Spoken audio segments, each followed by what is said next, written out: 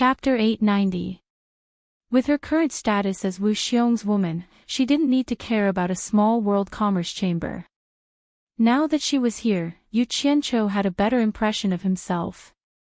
He sneered at himself for being afraid of retaliation for rejecting the other party's love. Yu Qianqiu felt that there must be some unknown inside story and wondered if he should ask Mu Tianjiao if there was a chance. In reality, they were overcomplicating the problem. Mu Tianjiao just couldn't handle the pressure from Immortal Palace. Du Feng and Hui Yunlong were a little depressed because they brought up the topic of Mu Tianjiao. Since Mu Tianjiao had already become Wu Xiong's woman, Yu Qianqiu couldn't say anything else. The atmosphere immediately became a little depressing. After they casually soaked in the hot spring, they got up. After putting on their clothes, they walked out and saw Long Xiaojiu coming out as well. When they met, the men noticed that Long Xiaojiu was full of energy and radiant after her bath. They were all surprised by the miraculous effects of the spring bath. They couldn't help but look at each other and realize that the men hadn't changed much. Is Wanling still soaking in there? Yu Qianqiu looked at the other end of the tunnel and asked. Long Xiaojiu chuckled and said, she encountered something unhappy, so she left first. The men looked at each other and guessed that the two women might be fighting again. Yu Qianqiu didn't say anything and led them out of the underground. After coming out, Shui Mingqing remembered what Yu Qianqiu had told him and bade farewell to everyone. Everyone thought that Wanling had left, but when they returned to the 6th floor, they found Wanling and Mu Tianjiao sitting opposite each other and chatting happily. When the two women saw them return, they stood up to greet them. Long Xiaojiu couldn't help but frown when she saw that Wanling seemed to be fine. The sky was already close to dusk, and the guests were about to leave when Yu Qianqiu smiled and urged them to stay. My 6th floor has always been used to entertain guests, and I haven't used it even once. Everyone, please do me the honor. In the evening, I would like to invite all of you to the rooftop to watch the stars and admire the moon, and to taste my World Chamber of Commerce's barbecue and wine. Looking at the sky outside, Wanling hesitated before she said, it's fine with us, but Sister Tian Zhao's identity is a little sensitive. I'm afraid it won't be convenient for her to spend the night with a bunch of men. Yu Qianqiu was stunned. What does that have to do with anything? Aren't you and Miss Long a woman? Glancing at Long Xiaojiu, Wanling smiled. Miss Long and I don't have a good reputation in this field. I'm afraid that we might implicate Sister Tian Zhao. She was really self-aware, but Long Xiaojiu was angered by her. It was all thanks to her that she was able to achieve her current reputation. They all knew the meaning of her words. Mu Tianjiao's current identity was indeed very sensitive. A little bit of gossip could cause trouble. If Suyi didn't return it and mixed with two women who were fighting over a man, who knew what kind of rumors would spread? Gossip was a fearful thing. Hearing this, Yu Qianqiu felt a toothache. In his mind, this was making a mountain out of a molehill, but if he was serious here, there were indeed many things to pay attention to. Seeing that he was having a headache, Du Feng smiled and said, Brother Yu, you don't have to worry too much. With so many people in the World Chamber of Commerce, it's not like you can't find a woman. Just hire one to accompany the guests. With a woman by your side, you can more or less avoid suspicion. Yu Qianqiu nodded slightly. There were also several women in the World Chamber of Commerce. After thinking about it, he still felt that it was most suitable for Lu Yanqing to accompany a guest like Mu Tianjiao. There was no need to do anything, just be a vase. In any case, it was just a decoration. This was because he found that other than treating people, Lu Yanqing basically couldn't do anything. Furthermore, her ability to handle things was extremely poor. He really didn't know how she had survived for so many years. Just like now, when she was given some work to do, she always had to get Wen Lanfeng's help in order to do it well. Just a small matter would require two people. At this moment, someone came down to report that two of Mu Tianjiao's guards had come to pick her up. Yu Qianqiu looked at Mu Tianzhao's intentions, then instructed his subordinate, invite them up, and also call Lu Yanqing over. That person agreed and left. Not long later, the two golden-robed men arrived. Mu Tianzhao cupped her hands and bowed, I won't be leaving today. I'll stay at the World Chamber of Commerce for the night and leave tomorrow. I'll have to trouble the two of you to stay here for the night. The two golden-robed men cupped their hands in agreement. They had no objections. They were originally sent by Wu Xiong to protect Mu Tianzhao or listen to her orders, so they had no right to control Mu Tianzhao's freedom. Mu Tianzhao then said to Yu Qianqiu with a smile, I'll have to trouble sect leader Yu to arrange 2 rooms for them. Yu Qianqiu nodded and said, since they were sent by the commander to protect you, then arrange for them to be on the left and right side of your room. What do you think? Mu Tianzhao knew that he was using this to get Wu Xiong's people to avoid arousing suspicion, so she agreed. The two maintained a certain level of respect in their words and actions. In reality, Yu Qianqiu hated doing this kind of thing the most, because he knew that the two of them couldn't be pure friends. He was a man, and the other was Wu Xiong's woman. Even if the other party condescended to treat him, he still had to keep his distance. Even if the other party wasn't Wu Xiong's woman, imagine a man always maintaining a close friendship with someone else's wife. Pure friendship. In his previous life, there might be quite a few pure and upright gentlemen who would agree with this reason. Of course, the important premise was that the other party's wife had to be ugly, making it hard for others to lay their hands on her. Otherwise, if pure and upright gentlemen saw the two of them being too close, there would inevitably be times when their stomachs would bubble. However, in this era where both men and women had long hair, if you were too close to someone else's wife, not to mention everything else, just their saliva could drown you. Moreover, Yu Qianqiu himself didn't believe that handsome men and beautiful women would always stick together and have a pure friendship. Perhaps there might be, but unfortunately, he had never encountered such a thing. Even if nothing happened, the hearts of both men and women would still itch. Of course, this was mainly because he wasn't broad-minded enough, always measuring the heart of a gentleman with the yardstick of a villain. There was no helping it. He felt like he was one of the many wolves, wearing sheep's clothing, but deep down, he was still a wolf. He also always imagined that he was the only wolf in the world, and that everyone else was a pure lamb. Therefore, he consciously maintained an appropriate distance from Mu Tianzhao. Naturally, he took a fancy to Mu Tianzhao's identity and hoped that she could help him at a critical moment. And Mu Tianzhao condescended to come here, hoping to give the 4 Links Chamber of Commerce an escape route in the uncertain future. In reality, Du Feng and the others also tried their best to keep their distance from Mu Tianzhao. Of course, women like Wan Ling didn't have such scruples. Instead, the closer the relationship, the better. Not long after, Lu Yanqing slowly arrived. Lu Yanqing's arrival immediately caused the eyes of the guests in the living room to light up. Although Du Feng and the others had entered the Divine Ruin Realm before, because Lu Yanqing didn't like to fight and kill, she always hid behind the lords of the various countries when they appeared. In addition, she knew that her appearance was outstanding, so when there were too many people, she tried her best not to show her face, so no one, including Mu Tianzhao, had seen her. This is Lu Yanqing. After Yu Qianqiu introduced Lu Yanqing to everyone, he then introduced Mu Tianzhao to Lu Yanqing.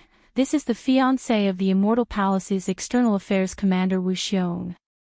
It's inconvenient for her to stay with us men, so you should stay close to her before she leaves. Lu Yanqing faintly smiled at everyone. This smile immediately made Du Feng and Hui Yunlong unable to move their eyes away. Wan Ling and the other women suddenly felt ashamed of their inferiority. They didn't expect the World Chamber of Commerce to have such a beautiful woman. Help me greet the guests. Yu Qianqiu instructed Lu Yanqing, then cupped his hands towards the crowd and said, everyone, please take a seat, I have something to do, I'll be right back. The few of them were a little absent-minded when they saw Lu Yanqing, and didn't notice that Yu Qianqiu had left. After Yu Qianqiu left, he went straight to the top floor. He didn't see Wei Chuanqiu at first, but later on, he felt that it was a little strange. This guy always liked to follow behind him, but now that half a day had passed, he still hadn't seen him. He had noticed it when he came up from below, but he didn't see Wei Chuanqiu. Now, he suspected that Wei Chuanqiu was with Yunpeng. As he expected, when he reached the top floor, Wei Chuanqiu and Yunpeng were standing side by side at the edge of the railing. Yu Qianqiu was suspicious in his heart. Why was this old fellow so patient today to accompany Yunpeng on guard? As soon as he appeared, Wei Chuanqiu and Yunpeng also turned to look. Without waiting for the smiling Yu Qianqiu to speak, Wei Chuanqiu was already waving at him. Yu Qianqiu, I was just looking for you. Yu Qianqiu was startled, and found that both of their faces were a little serious. After approaching the two of them, he asked suspiciously, looking for me? What's the matter? Wei Chuanqiu was silent for a moment, then said solemnly, after coming back, I have been discussing this matter with Yunpeng. Because this matter is of great importance, Yunpeng also thought that he should find you to clarify this matter. Although I don't know if you will answer honestly, I still have to ask you. Yu Qianqiu's eyes flashed, and he vaguely guessed what was going on. Before, he didn't pay attention, but after doing that, he regretted it a little. But after thinking about it, there was nothing to regret. Hiding everything was not a solution. After all, he couldn't just take a beating and not fight back. What's the matter? You make it sound like it's something serious. Yu Qianqiu said with a puzzled expression. Do you still remember the myriad swords burst that you used in the battle earlier? Wei Chuanqiu said word by word, right now, there are people who suspect that you are related to the myriad swords demon lord. You should also know that the immortal world and the netherworld cannot tolerate the remnants of the myriad swords demon lord. Suspect that I am related to the myriad swords demon lord. Yu Qianqiu pointed at his own nose, as if he heard the world's funniest joke, and said, I actually hope that I can be related to the myriad swords demon lord, but it is a pity that it is impossible. The myriad swords demon lord has been dead for so many years, who is so bored to actually connect me with the myriad swords demon lord. The Chamber of Commerce Alliance's great bright will controller. Wei Chuanqiu's green brows knitted together, and her expression was abnormally serious. In reality, you need to go and explain to him. We are only asking you to have an idea in our hearts, so that we can prepare early. We have no ill intentions towards you. Saying that, she waved her hand and pointed around. Do you believe that the Chamber of Commerce Alliance has already arranged people around here? If it wasn't for the two of us, the Great Bright Will Controller would have already taken action. In short, if you don't give him a satisfactory answer, it is impossible for you to leave the hallucination immortal city. Chapter 891. The sky gradually darkened. Yu Qianqiu slowly turned around on the rooftop, scanning his surroundings. Although he didn't see anyone from the Chamber of Commerce Alliance, since Wei Chuanqiu had said this, it must be true that someone was watching him. I really have nothing to do with the Thousand Swords Demon Monarch. Yu Qianqiu shook his head helplessly. A person who's been dead for God knows how many years can still cause such a commotion. This Thousand Swords Demon Monarch didn't die in vain. What does the Great Bright Will Wielder want to know? I want to know why you can control 10,000 swords. A voice came from behind him. Yu Qianqiu suddenly turned his head and saw a thin, golden-robed Ming Luan appear behind him without him noticing. Wei Chuanqiu and Yunpeng's expressions were normal. Clearly, they already knew that the Great Bright Will was here. Greetings to the Great Bright Will Wielder. Yu Qianqiu cupped his hands and explained, I'm just a vagrant cultivator with slightly better luck. I really have nothing to do with the Thousand Swords Demon Monarch. The Great Bright Will coldly interrupted, no one cares about your background and luck. I don't want to hear this, and the Immortal Emperor won't listen to this nonsense. No matter how noble your background is, it means nothing to him. Don't beat around the bush. Just explain clearly why you can control 10,000 swords like the 1,000 Swords Demon Monarch. Then what should he say? Yu Qianqiu was startled. There was such a person in this world. A person who didn't care about the cause and effect and only wanted the final answer. Was this person still human? He couldn't help but look at Wei Chuanqiu. Wei Chuanqiu seemed to see through his doubts and transmitted, "There's nothing strange. Immortal Emperor Jin Tai has ruled the immortal world for so long. There are very few things that can interest him. I just heard from the Great Bright Will that Immortal Emperor Jin Tai doesn't care about anything. Most of the things are handled by his subordinates. He only cares about the final result. If anyone dares to lie to him, he will kill them once he finds out. Seems like a poor fellow who has lost the joy of life." Yu Qianqiu scratched his head and said, "The sword technique I'm practicing is called Guiyuan sword technique. It has nothing to do with the legendary myriad swords demon monarch. Is that okay?" Guiyuan sword technique. The three of them pondered for a moment. They seemed to have never heard of this technique before. The Great Bright Will then asked simply, "How can you prove that what you said is true?" Yu Qianqiu was prepared for this. He took out a jade archive and handed it over. "This is the Guiyuan sword technique that I'm practicing. If you don't believe me, you can verify it." De Mingluan took the jade archive and examined it. He confirmed that it was indeed a sword technique. He didn't care whether Yu Qianqiu agreed to it or not. He put it away and said, "It's hard to tell if it's real or fake. I'll keep it for now. If I can confirm that this sword technique can truly control 10,000 swords, I'll send someone to return it to you." Wei Chuanqiu frowned and said, "Great Bright Wheel, I'm afraid that's not appropriate. A cultivation technique is the foundation of a cultivator. It's the most important thing to keep a secret. In order to prove his innocence, he's already taken it out for you to see. You still don't believe him. You still want to take it away. To the Immortal Palace, as long as the Immortal Palace needs it, they have the right to pry into any secret in the Immortal Realm," the Great Bright Will said indifferently. "You!" Wei Chuanqiu was instantly enraged. Yu Qianqiu hurriedly pulled him back and said, "This sword art is actually just a facade. The 10,000 swords might look quite frightening, but it's actually just for show. It doesn't have much power at all. If you want to take it, then take it. As long as you can prove my innocence, you don't have to return it. Anyway, I've made a few copies here." Actually, the sword technique he was practicing was modified. The one he gave to the Great Bright Wheel was the original version of the supporting Immortals Island. It didn't matter if he wanted it or not. Even if he took 10,000 steps back, it was necessary to sacrifice something in exchange for his innocence. After exchanging some pleasantries, Wei Chuanqiu suddenly said to Yu Qianqiu, "Go on with your business. We have some private things to talk about." Yu Qianqiu glanced at the three, cupped his fists, and left with a stomach full of complaints. He didn't know what these three old fellows were plotting. They actually wanted him to leave. After watching him leave, Wei Chuanqiu said with a worried expression, "Great Bright Wheel, tell me honestly, will Immortal Emperor Jin Taixiang believe it?" "Whether or not Immortal Emperor Jin Taixiang believes it depends on the attitude of the two of you," the Great Bright Will said indifferently.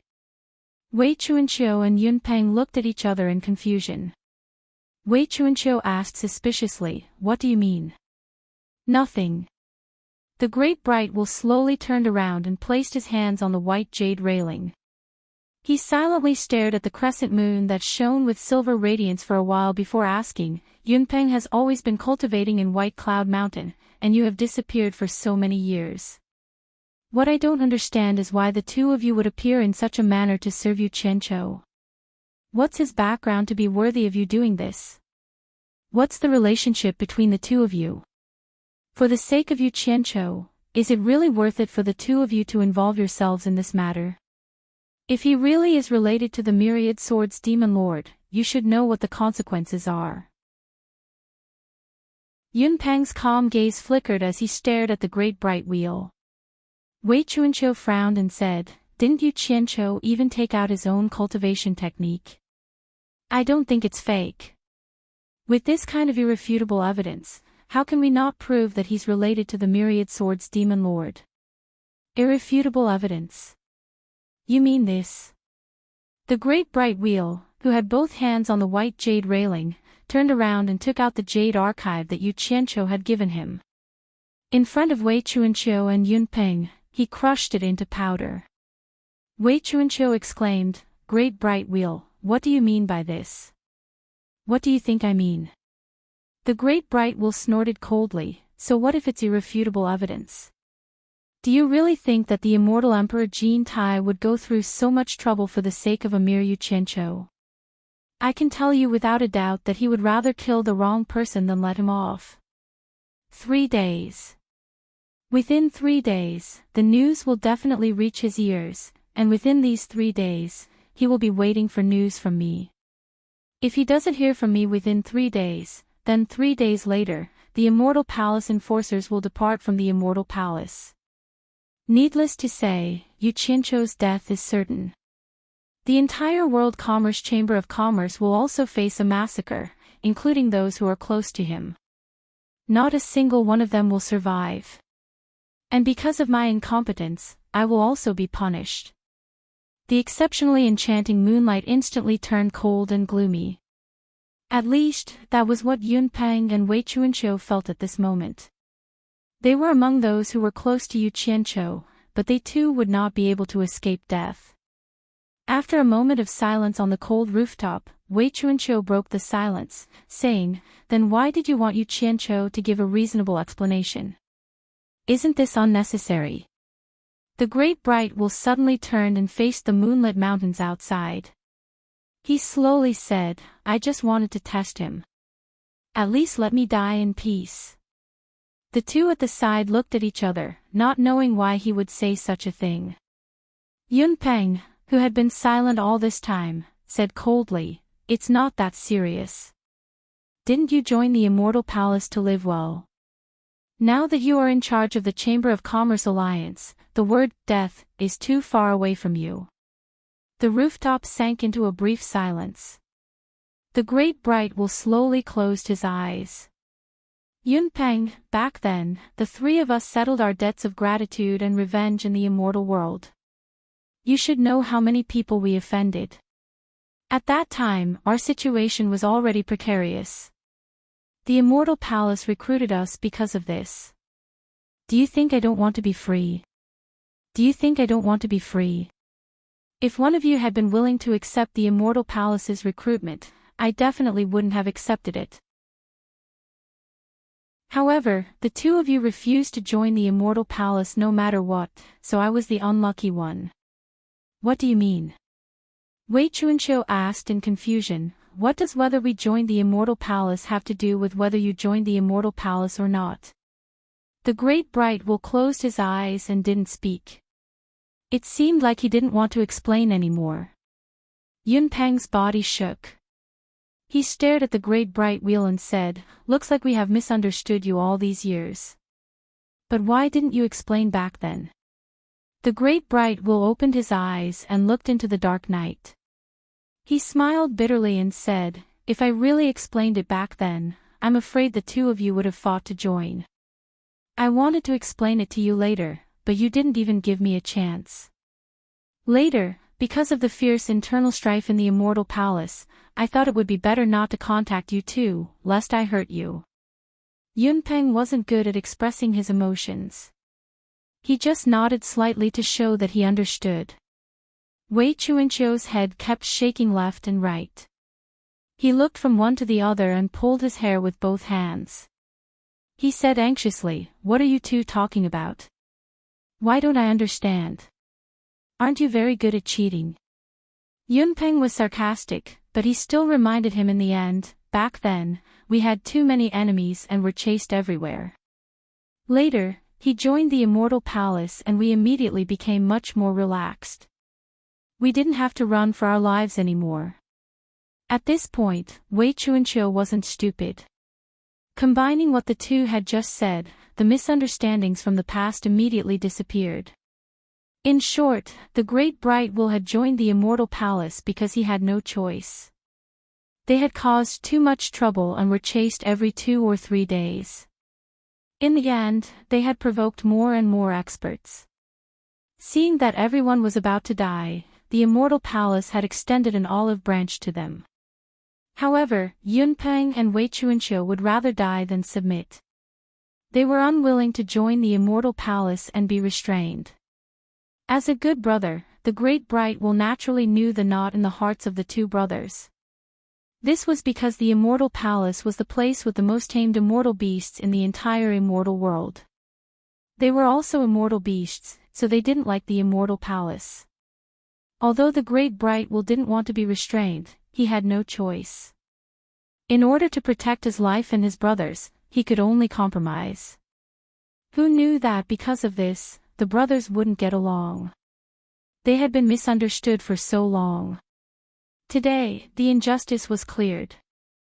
Yunpeng, do you think this guy joined the Immortal Palace to save his life because he couldn't escape as fast as the two of us? Wei Chuanqiu laughed. Yunpeng, who was beside him, nodded.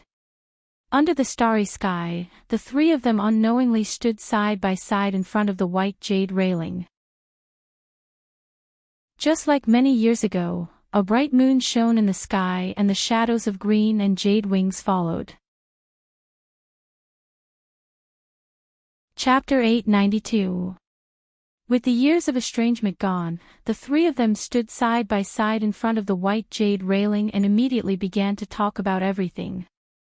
Wei Chuanqiu was puzzled and asked, "You just said that Jin Tai Xiang will have to see our attitudes if he doesn't believe you. What do you mean by that? If Yu Qianqiu is not closely related to the two of you, what does his life or death have to do with me? What does the life or death of others have to do with me? Although the two of you are with him, with my current position in the Immortal Palace, it is not difficult to protect the two of you." De Mingluan looked left and right and sighed. If the two of you really have an extraordinary relationship with him, then I can only do my best to be a guarantor in front of Jin Tai Xiang and guarantee that Yu Qianqiu has nothing to do with the Demon Lord of Thousand Swords. Yunpeng was not good with words and tilted his head to look at Wei Chuanqiu, but Wei Chuanqiu frowned and did not say anything. In fact, De Mingluan had another hidden meaning that even if he were to be a guarantor in front of Immortal Emperor Jin Tai might not give him face and might even implicate him. There are some things that I can't tell you now. Let's talk about it when the time is right. In short, Yu Qianqiu is very important now and cannot die. Wei Chuanqiu muttered slowly. It was not that he wanted to hide it from the two of them, but the Thousand Demon Heart Sutra had too many implications. Although the Demon Lord of Thousand Swords was powerful, he was certainly not a match for an expert like the Demon God. Once the 10,000 Demonic Heart Sutra written by Tai Shu Jing, who was on the same level as the Devil God, was exposed, no one would be able to have an easy time. At that time, Jin Tai would probably kill everyone who was involved, and would not show any mercy. He did not want Yunpeng and De Mingluan to worry about the matter until he had absolute confidence that it could be resolved. In that case, I will personally go to the Immortal Palace and meet the Immortal Emperor to be a guarantor for Yu Qianqiu. De Mingluan said lightly. Yunpeng suddenly turned and asked, "Will there be any danger?" Wei Chuanqiu also looked over and De Mingluan shook his head. There shouldn't be any problems. After all, he has served Jin Tai Xiang for so many years. However, if one day it is proven that this Yu Qianqiu is indeed related to the Myriad Swords Demon Monarch, then we will be out of luck. He purposely spoke casually, but in reality, he had no confidence in meeting Jin Tai. The main reason was that the Myriad Swords Demon Monarch was truly a taboo to Jin Tai. If not for the fact that the 10,000 Swords Demon Lord was already dead, the Great Bright Will wouldn't even need to think about it. They wouldn't even need to look for Jin Tai. They could just escape together. Before he left, De Mingluan suddenly took out an item and handed it to Wei Chuanqiu, saying, after being in charge of the Chamber of Commerce Alliance for so many years, it's not like I've come back empty-handed. I accidentally stumbled upon this." With that said, it seemed like he didn't want to see anything else and turned into a stream of light and flew away. Wei Chuanqiu's little eyes widened, and in that instant, her eyes were filled with tears. Tears streamed down her face as she looked at the thing in her palm and muttered absent-mindedly, "Xiao Yu, Yunping tilted his head to take a look, and his pupils immediately shrank. This was a small blue bat jade pendant that was not even half the size of a palm. Although it was carved with the same ferocious face as Wei Chuanqiu's original form, it was small and exquisite, and had many cute points. Others didn't know what this blue bat jade pendant meant, but Yunpeng and the Great Bright Will were very clear about it. Back then, Wei Chuanqiu wasn't a loner. He had a wife and a daughter. Later on, because Wei Chuanqiu caused some trouble, his enemies came looking for him. Coincidentally, Wei Chuanqiu wasn't around, so his wife and daughter were not spared. It was also because of this that the furious Wei Chuanqiu, Yunpeng and the Great Bright Will annihilated the entire enemy's family. This also implicated more and more trouble, and the three of them were constantly being pursued until the Great Bright Will joined the Immortal Palace. And this blue bat jade pendant was personally carved by Yunpeng, and he gave it to Wei Chuanqiu's daughter as a gift. Although this little thing wasn't worth much, it was something that Xiao Yu had always worn.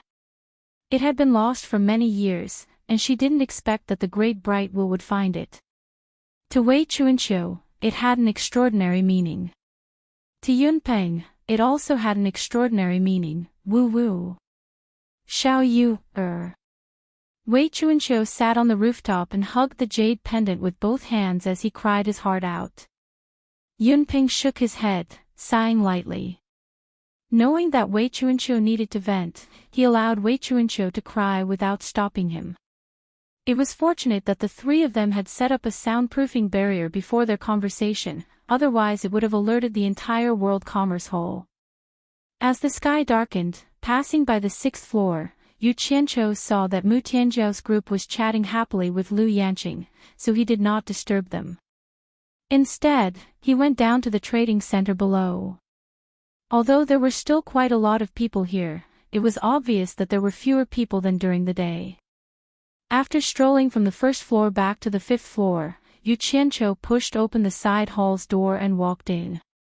Jing Yuankong, who was settling accounts inside, quickly stood up seeing Huang Xiaolong's arrival. Yu Qianqiu looked out the transparent crystal window, taking in the scene outside with a smile. "How's the situation?"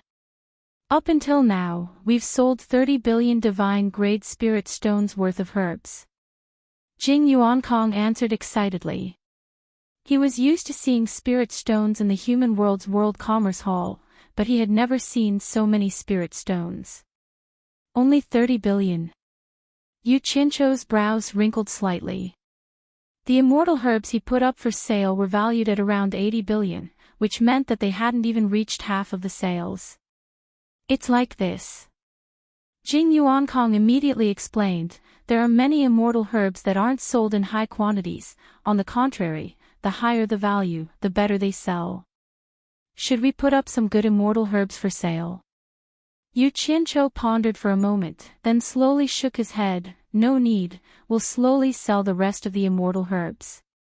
We'll sell them for a month. It's better if we can sell them all, but it's fine if we can't. We also pay attention to the method of seeking wealth. There's no need to rush, otherwise, going too far is as bad as falling short." He was well aware that putting up so many immortal herbs was already too conspicuous. If there was a steady stream of good stuff appearing on the shelves, it would be hard not to arouse suspicion. Only by stopping in moderation would they be able to handle the situation with ease.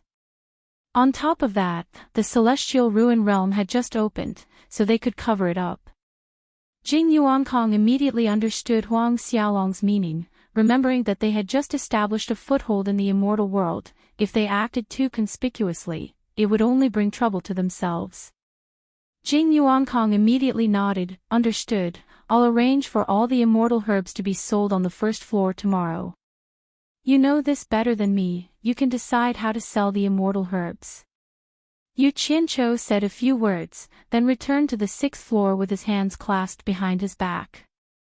Inside the everlasting trade hall, for some unknown reason, the elders of the 4 sects who had supported Yu Qianqiu earlier in the day were gathered together again, each of them wearing a worried expression.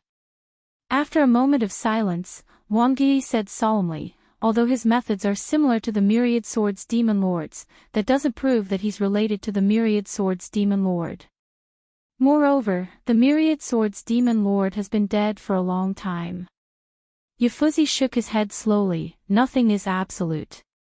Maybe he picked up the Myriad Swords Demon Lord's cultivation technique and became the Myriad Swords Demon Lord's disciple. Du Kairen, who was sitting at the side, snorted coldly. Whether Yu Qianqiu is related to the Myriad Swords Demon Lord or not is secondary, the key is Immortal Emperor Jin Tai. He's a person who can't tolerate sand in his eyes, he won't allow another Myriad Swords Demon Lord to appear in the immortal world. Anything that can threaten him will be eradicated by him, this is an undeniable fact. Today, when we went to support Yu Qianqiu's event, we've undoubtedly dragged the 4 sects into the water, more or less implicated. The corner of Huo Lianqing's mouth twitched. Could it be that just because we supported Yu Qianqiu's event, the Immortal Emperor is going to implicate the 4 of us? Du Kairen said in a deep voice, it's precisely because we are the 4 great sects and not some ordinary small sect that we came to support a small world commerce association. This is the biggest reason for suspicion. The Immortal Emperor is a temperamental person, no one knows what he is thinking. If he really suspects us, then how could he give us a chance to explain? He simply doesn't put our 4 clans in his eyes. If he wants to eradicate us, it would only take a single word from him. Everyone's expressions changed and became unsightly. Wang Yi sighed softly, if it's a blessing, it's not a curse, and if it's a curse, we can't avoid it. It's not a solution for us to make wild guesses here, we can only take one step at a time. Right now, it's more important to call back those juniors and avoid arousing suspicion. Don't get too entangled with Yu Qianqiu. Secondly, everyone should quickly report this matter to their sects and make preparations early. Otherwise, when disaster strikes, we won't be caught unprepared. On the rooftop of the World Commerce Association, the aroma of barbecued meat and fine wine filled the air again. Yu Qianqiu once again displayed his barbecue skills. As he fiddled with the barbecue, Yu Qianqiu felt a little strange. He saw Wei Chuanqiu sitting by the white jade railing in the distance, his head buried in something, while Yunping silently stood by his side. Not long after, the food that Yu Qianqiu had meticulously prepared was placed on everyone's table. Just as everyone was about to eat heartily, someone came up from downstairs and reported to Yu Qianqiu with cupped fists, Sect Master. Wan Gu Tong, Mythical Fire Palace, and Spirit Cultivation Sect have all sent people over, saying that they have important matters to attend to and ask their disciples to return quickly. Wan Ling and the others looked at each other, not knowing what had happened. Why did the 3 great sects all send people to summon them? They guessed that something big must have happened and couldn't sit still anymore. They all stood up and left without eating anything. Thus, only Yu Qianqiu, Mu Tianjiao, Lu Yanqing, and Long Xiaojiu were left. But not long after, someone came to report that the Hidden Dragon Manor had also sent people to urge Long Xiaojiu to return quickly. Seeing that Long Xiaojiu had also left, Yu Qianqiu immediately felt a little strange. He frowned and said, all the sects said something happened. Could it be that something big happened in the immortal world? Mu Tianjiao and Lu Yanqing looked at each other. They were even more confused. Because the 3 of them had their own thoughts, the barbecue didn't taste good. In the end, Lu Yanqing still accompanied Mu Tianjiao to rest. Only then did Yu Qianqiu walk over to where Yunpeng and Wei Chuanqiu were. When he barged into the soundproofing barrier, he discovered Wei Chuanqiu sitting on the ground, sobbing. He immediately cried out in alarm, Bat King Wei, what's wrong? Did Great Bright Will hit you? Chapter 893. Wei Chuanqiu didn't react to his words and continued to sit there crying. Yun Peng, on the other hand, turned around and glared at him. Yu Qianqiu shrank his neck slightly. Senior Yun, what happened to him? Yun Peng kept his mouth shut and did not answer, but Wei Chuanqiu's sobs kept bouncing out the word Xiao Yu. Yu Qianqiu immediately squatted down beside him and asked curiously, Bat King Wei, who is Xiao Yu? Is she your old lover? Yun Peng couldn't bear it anymore and shouted, don't talk nonsense here, Xiao Yu, is his daughter. His daughter.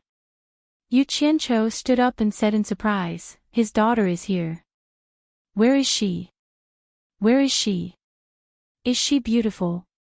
Don't tell me she's made from the same mold as the old bat.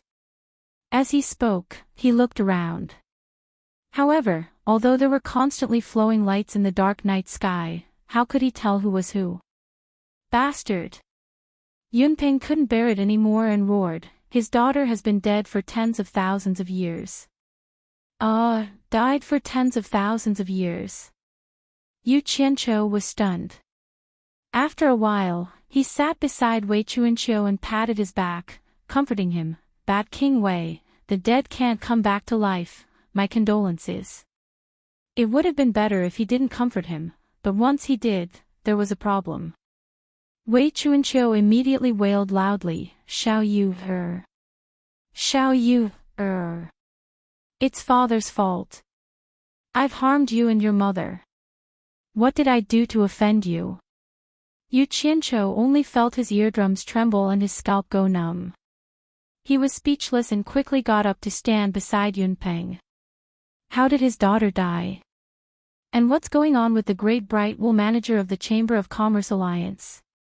Yu Qianqiu picked his ears and asked Yun Peng. In the end, he realized that Yun Peng didn't care about him at all. Instead, he walked out of the soundproof enchantment and seemed to be concentrating on listening to something. Yu Qianqiu was slightly taken aback. He listened attentively and immediately discovered that Wei Chuanqiu's loud cries were accompanied by the faint sounds of a zither. He also stepped out of the soundproof enchantment, and Wei Chuanqiu's cries were immediately cut off. In the quiet night, there was a faint singing sound that sounded like the spirits of a beautiful woman. It was very pleasant to listen to. The sound came from downstairs. I have a flower that grows in my heart. No one understands true love. After Yu Qianqiu heard it clearly, his expression twitched. He knew that it was Lu Yanqing who was playing and singing. Tilting his head to look at Yun Peng, he discovered that Yun Peng's usually calm face had a look of surprise, as if he had heard the sound of nature. Yu Qianqiu looked at Wei Chuanqiu, who was still crying non-stop, and was completely speechless. He realized that he had nothing in common with these two experts tonight, so he immediately flung his sleeves and left. Inside the Wangutong branch, Wanling was stunned after hearing Wang Yi's analysis, then she covered her mouth and giggled, gasping for breath as she said, You guys actually think that Yu Qianqiu is related to the 10,000 Swords Demon Lord? Hee hee. Wang Yi frowned, saying solemnly, Wanling, regardless of whether the 10,000 Swords Demon Lord is related to Yu Qianqiu or not, based on Immortal Emperor Jin Tai's cold-bloodedness, as long as there is such a possibility, he will be punished immediately. We have no choice but to take precautions. It's better to distance ourselves from him for now. Don't be stubborn, think about it carefully. I'm going to report this matter to the sect leader. Just as he was about to leave, he heard Wanling giggling behind him. Elder, please stay, there's no need to report this matter to grandfather. Don't worry, Immortal Emperor Jin Tai will definitely not pursue this matter, and grandfather will not take it to heart. Wang Yi turned around, saying, This matter is not a small matter. If something happens, no one can bear the responsibility. The sect leader has to make the decision himself. Finished, no matter how Wanling tried to persuade him, he directly left. Wanling could only shake her head helplessly. The reason why she was so calm in the face of chaos was because she knew that Yu Qianqiu was Immortal Emperor Jin Tai's trusted spy. If she knew that Yu Qianqiu was a fake, who knew if she would still be so calm? Not long after, Wang Yi returned with a puzzled expression. Wan Ling smiled at him, asking, "What is the sect leader's opinion?" Wang Yi shook his head in a muffled voice. When he contacted the sect leader to report this matter, Wan Bushing was only dazed for a moment before asking him what Wan Ling's opinion was. Wang Yi naturally conveyed Wan Ling's opinion to the sect leader, but Wan Bushing immediately expressed that Wan Ling could make the decision on this matter. "Wan Ling, is there an inside story behind this that I don't know?" Wang Yi asked suspiciously. Wan Ling shook her head with a smile and said, "Elder Wan, there are some things that you shouldn't ask. It won't do you any good if you know." The former immediately choked and became speechless. Although Wang Yi and Wan Ling had the same ancestor and were much older than Wan Ling, in reality, Wan Ling was actually several generations older than Wang Yi. This kind of phenomenon was very common in the various sects and clans, and the reason for it was naturally because the lifespan of immortal cultivators was too long, and the time difference in carrying on the family line was too great. So the various sects in the immortal dimension would normally stop addressing each other according to seniority after a gap of 4 generations, and they would usually address each other by position or name. Of course, positions were not taken according to seniority, but according to cultivation and ability. From this, it could be seen that it would indeed be troublesome if everyone in the family became old fogies. However, it was human nature to have children, and even immortals were never tired of it. In the celestial bestowment state, in the sky above the main peak of the Paradise Immortal Realm, there was a majestic palace that shone with a golden light. The moment the great bright wool flew into the mountain range of the pure bliss immortal realm, it was immediately subjected to layers of interrogation. However, with the golden sunset token in his hand, his journey could be said to be unimpeded, and he directly flew up to the half of the mountain peak that was floating in the air. The top of the mountain had been pushed to the ground, and the ground was paved with shiny golden bricks, forming a huge golden plaza. There were golden pillars, golden towers, golden arch bridges, and golden railings everywhere. In addition to the towering golden palace in the distance, this was a golden kingdom, a golden world. Demingluan didn't know why the immortal emperor liked gold so much, but he knew that other than the inner guards of the immortal palace, no one else was allowed to fly in the golden plaza.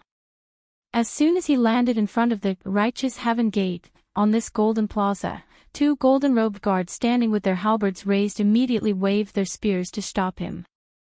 Demingluan pushed out a token that shone with golden light with a single palm, and the 2 guards immediately returned to their original positions. Flying was prohibited here, so the great bright wool could only obediently walk along the main axis straight to the immortal palace in the distance. This was the main path to the immortal palace, and there were railings on both sides with all kinds of immortal beasts carved on them. After walking for a short while, he saw an expressionless person walking over from the direction of the immortal palace. Demingluan and that person were startled for a moment, then they both revealed a smile and walked face to face. That person was none other than the immortal palace's external affairs great commander Wu Xiong. The 2 of them had a good relationship in the immortal palace. "Brother Wu, long time no see." Demingluan cupped his hands and smiled. "I heard that you are about to get married, but I have seen your little wife in the illusion immortal city. You are a man, but you found a wife who looks like a spring onion, aren't you afraid of crushing her? Don't make fun of me, when the time comes, you will definitely drink at the wedding." The short-bearded Wu Xiong smiled bitterly. Recently, there really were many people in the immortal palace who used this to make fun of him. He waved his hand and said, "Why did you come here for no reason? Are you looking for the immortal emperor?" "That's right." Demingluan smiled, but his eyebrows slightly moved. Who knew what he was thinking when he saw Wu Xiong? "Then there is no need to go to the immortal palace. I just went there, and the immortal emperor is not there. He said he went to the newly built dancing immortal palace below. It just so happens that my wedding day is approaching, and I want to ask for leave from the immortal emperor. Why don't we go together? Wu Xiong waved his hand and invited. Oh. What a coincidence, it just so happens to go there. Demingluan smiled and the two of them walked out side by side. Just as Demingluan was about to say what he was brewing in his stomach, Wu Xiong took the initiative to ask, as the leader of the Merchant Alliance, you rarely come back. Could it be that something big has happened? Something big has indeed happened. This matter might even involve the two of us. Demingluan sighed. Wu Xiong stopped and squinted his eyes. Brother Mingluan, are you joking or trying to scare me? What kind of big matter could involve me? Demingluan smiled bitterly and shook his head. He immediately told Wu Xiong about Yu Qianzhou's fight with someone in the illusionary immortal city. He emphasized the situation of Yu Qianzhou controlling the myriad swords. So this Yu Qianzhou is very likely a remnant of the myriad swords demon monarch. But what does this have to do with me? Wu Xiong didn't react at first, but his expression changed as if he thought of something. Originally, it had nothing to do with you and me. Demingluan spread his palms and smiled bitterly. You should know that I was once close friends with Yun Peng and Wei Chuanqiu. But what I don't understand is that these two guys are actually together with Yu Qianzhou. Although these two guys aren't very polite to me now, I can't abandon our friendship and watch them die. That's why I took the risk to come to the Immortal Palace to see the Immortal Emperor. And you? I say, your little wife, Mu Tianzhao, didn't stay at home. She just had to run to the illusionary immortal city to support Yu Qianzhou's World Merchant Association. She caused such a commotion that everyone in the world knows that your family is friends with Yu Qianzhou. I say, aren't you and your wife looking for trouble? She went to the illusionary immortal city with my permission.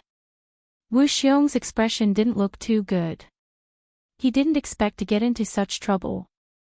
He stared at Demingluan and asked, Brother Mingluan, how are you going to report this to the immortal emperor? Actually, I've already investigated Yu Qianzhou. I'm very sure that he has no relationship with the Myriad Swords demon monarch. But he just happens to cultivate a Guiyuan sword technique that can control the Myriad Swords demon monarch. Actually, this sword technique doesn't have any power at all. It's just for show. It can't compare to the Myriad Swords demon monarch's invincible sword technique. Take a look at this. Demingluan took out the sword technique that Yu Qianzhou had given him. The jade archive that he crushed in front of Wei Chuanqiu and Yun Peng was actually fake. He had put in some effort to reconcile with his two brothers. In reality, how could he so easily destroy something that he wanted to bring to the immortal emperor as evidence? Chapter 894. Wu Xiong examined the contents of the jade archive. He couldn't make out anything in a short amount of time, but he believed that Demingluan wouldn't dare to fool the immortal emperor with something fake. He threw the jade archive back to Demingluan and said with an unfriendly expression, Demingluan, what do you mean by telling me this? Are you trying to threaten me? What are you thinking? Do you think I'd threaten you? Demingluan put the jade archive away inside. I just want you to be mentally prepared. You might as well postpone your wedding to avoid being implicated. If things go south, you still have to get rid of them when you return. It's just a woman, and there are plenty of women in the world. With our status in the immortal realm, we can get any woman we want. Brother Wu, it's best if you kill her and show the immortal emperor your loyalty. After all, you've only known each other for a short while. This will clear your name. As he spoke, he made a throat-slitting gesture. Wu Xiong's face immediately darkened. He stared at Demingluan and said in a low voice, Are you saying that I should kill my own woman? Brother Wu, you're being too serious. If she really was your woman, how could I say such a thing? Demingluan waved his hand and revealed an expression of a man who was decisive. She hasn't married you yet, right? She's still some distance away from becoming your woman.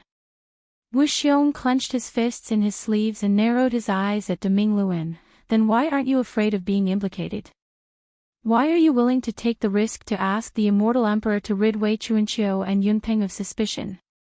That's a completely different matter. Haven't you heard that brothers are like limbs and women are like clothes? Deming Luan glanced at the sleeves that covered Wu Xiong's fists and said calmly, women can be changed, but not limbs. Women can be changed, but not limbs. You're indeed a rare man. No wonder the immortal emperor gave you control of such a large merchant alliance. Wu Xiong scoffed, then how are you going to protect them before the immortal emperor? Deming Luan said with a serious expression, I will do my best until my last breath. I will use my life as a guarantee to immortal emperor that Yunpeng and Wei Chuanqiu did not know that Yu Qianqiu could control 10,000 swords beforehand. Wu Xiong nodded his head. With his hands behind his back, he slowly circled around the great bright wool twice. After pondering for a while, he stood face to face with the great bright wheel. He squinted his eyes and said word by word, Brother Ming Luan's words about women being like clothes, forgive me for being unable to agree. Deming Luan was wide-eyed and tongue-tied. Then, he swiftly looked around and waved his hands repeatedly, saying, Brother Wu is talking nonsense, talking nonsense. If someone else were to hear this, then it would be very troublesome. I dare to say such words because I am not afraid of trouble. My woman can be bullied, humiliated, and not abandoned, but that is only limited to myself, it is not up to others. If I cannot even protect my own woman, then no matter how high my position is, I will only be a coward who will never be able to rise again. How would I have the face to live in this world?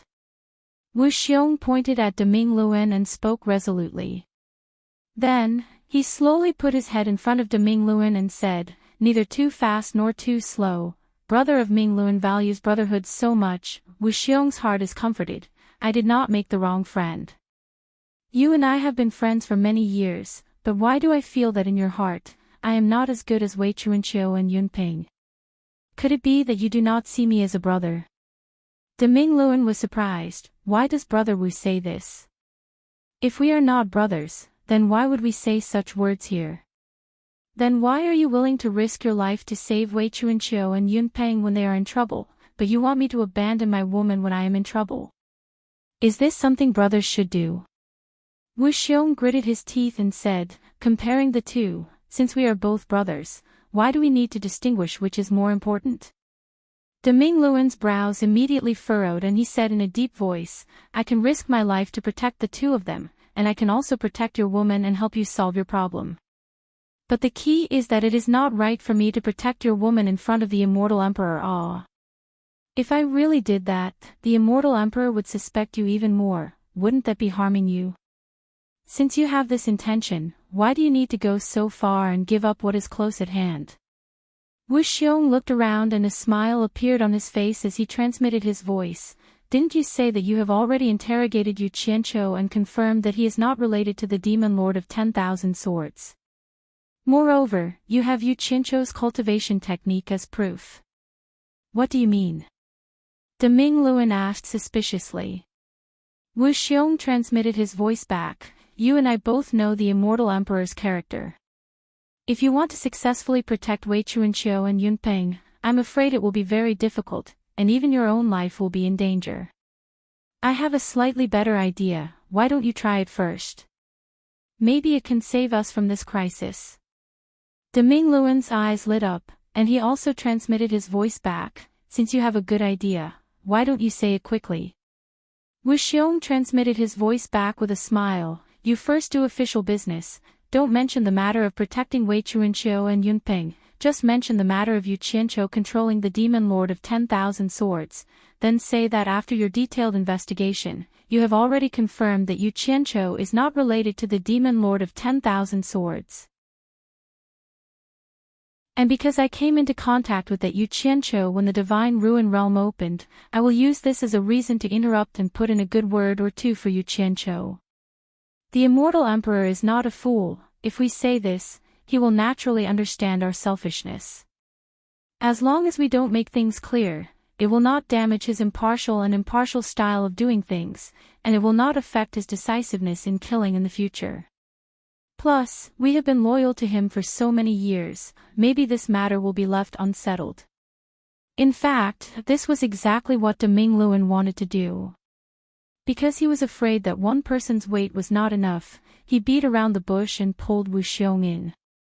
Based on his understanding of Wu Xiong's character, he had indeed fallen into his trap. Demingluan was secretly happy, but his face still showed some worry as he said, "Will this work? Why don't we just make things clear? I will protect Wei Chuanqiu and Yun Peng, you protect your woman, maybe he will let us go on account of our many years of service." He talked back and forth, but he did not mention protecting Yu Qianqiu. In fact, his purpose in coming here was to protect Yu Qianqiu. There was no other way, since Wei Chuanqiu had already said that Yu Qianqiu was very important to him, he could only do his best. In fact, Demingluan was indeed a person who valued relationships and righteousness, but he also knew that in order to survive in the immortal world, it was unavoidable to use the necessary methods. Although some methods were not suitable for his brothers and friends, it was most important to do his best to protect everyone. He was the type of person who had the ability, methods, schemes, and even ruthlessness. It was because of this ability that Jintai picked him to lead the Chamber of Commerce Alliance. However, he was also the type of person who put in the effort for his brothers and friends without asking for anything in return. Because of this, he felt that the long path of cultivation would not be lonely, and he would not let the merciless years gradually make him cold. This was because he knew better than others that the path of immortality was long. No matter how far one walked, no matter how high one's cultivation was, one would still be lonely. And friends like Wei Chuanqiu and Yun Peng, who could risk their lives for him at any time, were indispensable. It was really good to have their company along the way. Although they were beasts and he was human, sometimes beasts valued relationships more than humans. If he lost a friend like this, he would not be able to make up for it even if he wanted to, so Demingluan wanted to do his best to protect them. Because such friends had come all the way, they had gone through all kinds of trials and tribulations. Everyone knew each other very well. It was almost impossible to find such a reassuring friend in the immortal world. There were many people with low cultivations who were willing to make friends with you, maybe because they wanted a backer. Those with equal cultivations were all scheming and deceiving each other. Those with higher cultivations were mostly disdainful of making friends with you. At least there was one thing that Demingluan believed: if he encountered any trouble, Wei Chuanqiu and Yun Peng would risk their lives to protect him.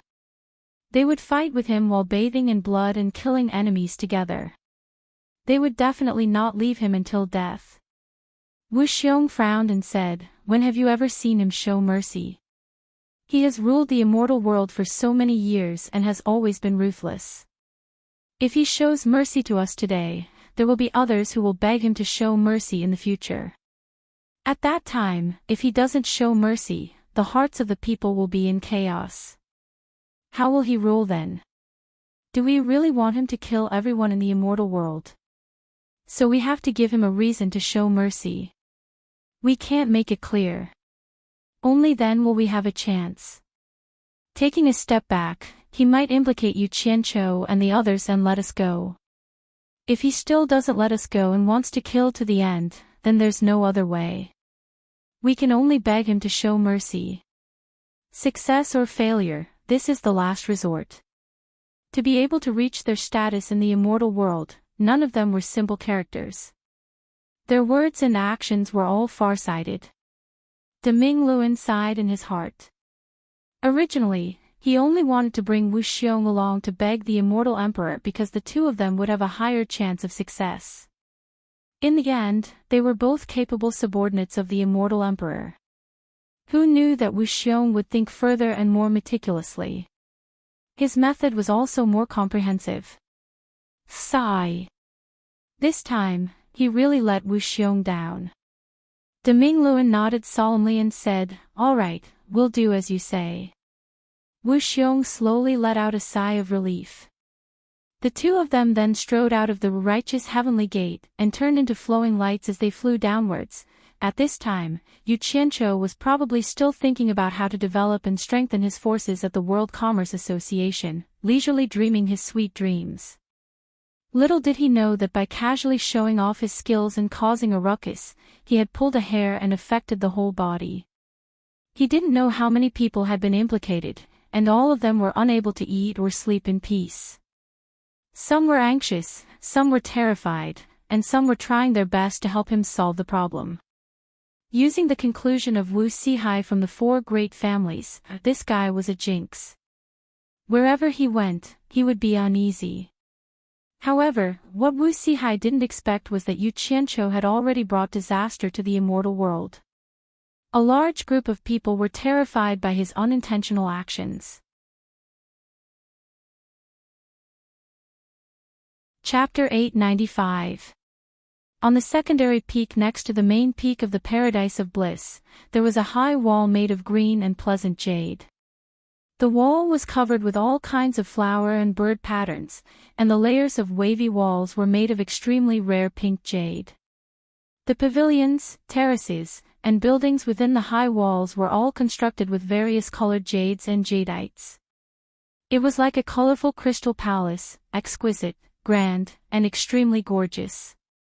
A man in a golden robe slowly walked out of the crystal palace and into the four-cornered jade pavilion in the courtyard. He stood there steadily with his hands behind his back. This dignified man with a square face had a complicated hollowed-out golden crown on his head. Two sword-like eyebrows slanted into the left and right corners of his forehead, and the slender eyes under the sword-like eyebrows bloomed with a breathtaking cold light. Under the strong bridge of his nose, the tip of his nose was slightly hooked. His thin lips were tightly closed like two blades, and 3 strands of beard hung on his upper chest. His chiseled face was like 10,000 years of ice. There was not the slightest expression on his face. A superior aura arose spontaneously, making people fearful and not daring to peek at his true face. The golden robe worn by the tall and straight figure was different from the ones worn by ordinary people of the immortal palace. The golden robe that wrapped around his body was bound by a golden belt, and it was covered with a gorgeous and extraordinary wide golden robe. The robe was embroidered with golden threads that were full of coiling dragons and clouds. It was unknown how heavy this robe was. He was also wearing a pair of thick-soled golden boots. He stood there with the aura of a king. The strangest thing was that his body was faintly shrouded in a layer of faint golden glow. The glow was thin and curled up like a morning mist, faintly wandering around his body. Although this person's aura was extraordinary, it made people feel dreamy and illusory at first glance, giving people a feeling of unreality. If one looked at him in reality, it would be frightening, as if his whole person was always in the dreamy light. Following him was the devastatingly beautiful immortal Lord Ji Wu, and the silver-haired Yi Shuejun, who was dressed in a silver robe, stood outside the pavilion with her head slightly bowed. However, he stood there with an expressionless face. In the immortal world, there was someone who could make these two submit to him, so the identity of this golden-robed man was obvious. Not bad. This person was the monarch of the immortal world, the ruler of all living beings in the immortal world, the immortal Emperor Jin Tai. Jin Tai, who had been silent ever since he entered the jadeite courtyard, silently walked around every corner of the building. Ji Wu and Shuejun followed behind him, not daring to breathe loudly. They just quietly accompanied him. Although they did not know why he suddenly came, they did not dare to ask. Because this person was temperamental and took the lives of others to be worthless like ants. He could kill with a single thought, and no one in the entire immortal dimension dared to go against him. Ji Wu, are you satisfied with this place? A loud yet oppressive voice finally came from the person inside the pavilion. Immortal Emperor Jin Tai, who was standing with his hands behind his back, finally spoke. Ji Wu quickly bowed respectfully and said, "Thank you, Immortal Emperor, for your kindness." Ji Wu is very satisfied. However, Ji Wu didn't know how she was able to live under the foot of the Celestial Emperor's palace. She reflected on it day and night, feeling a little fearful. She didn't dare to stay here for long.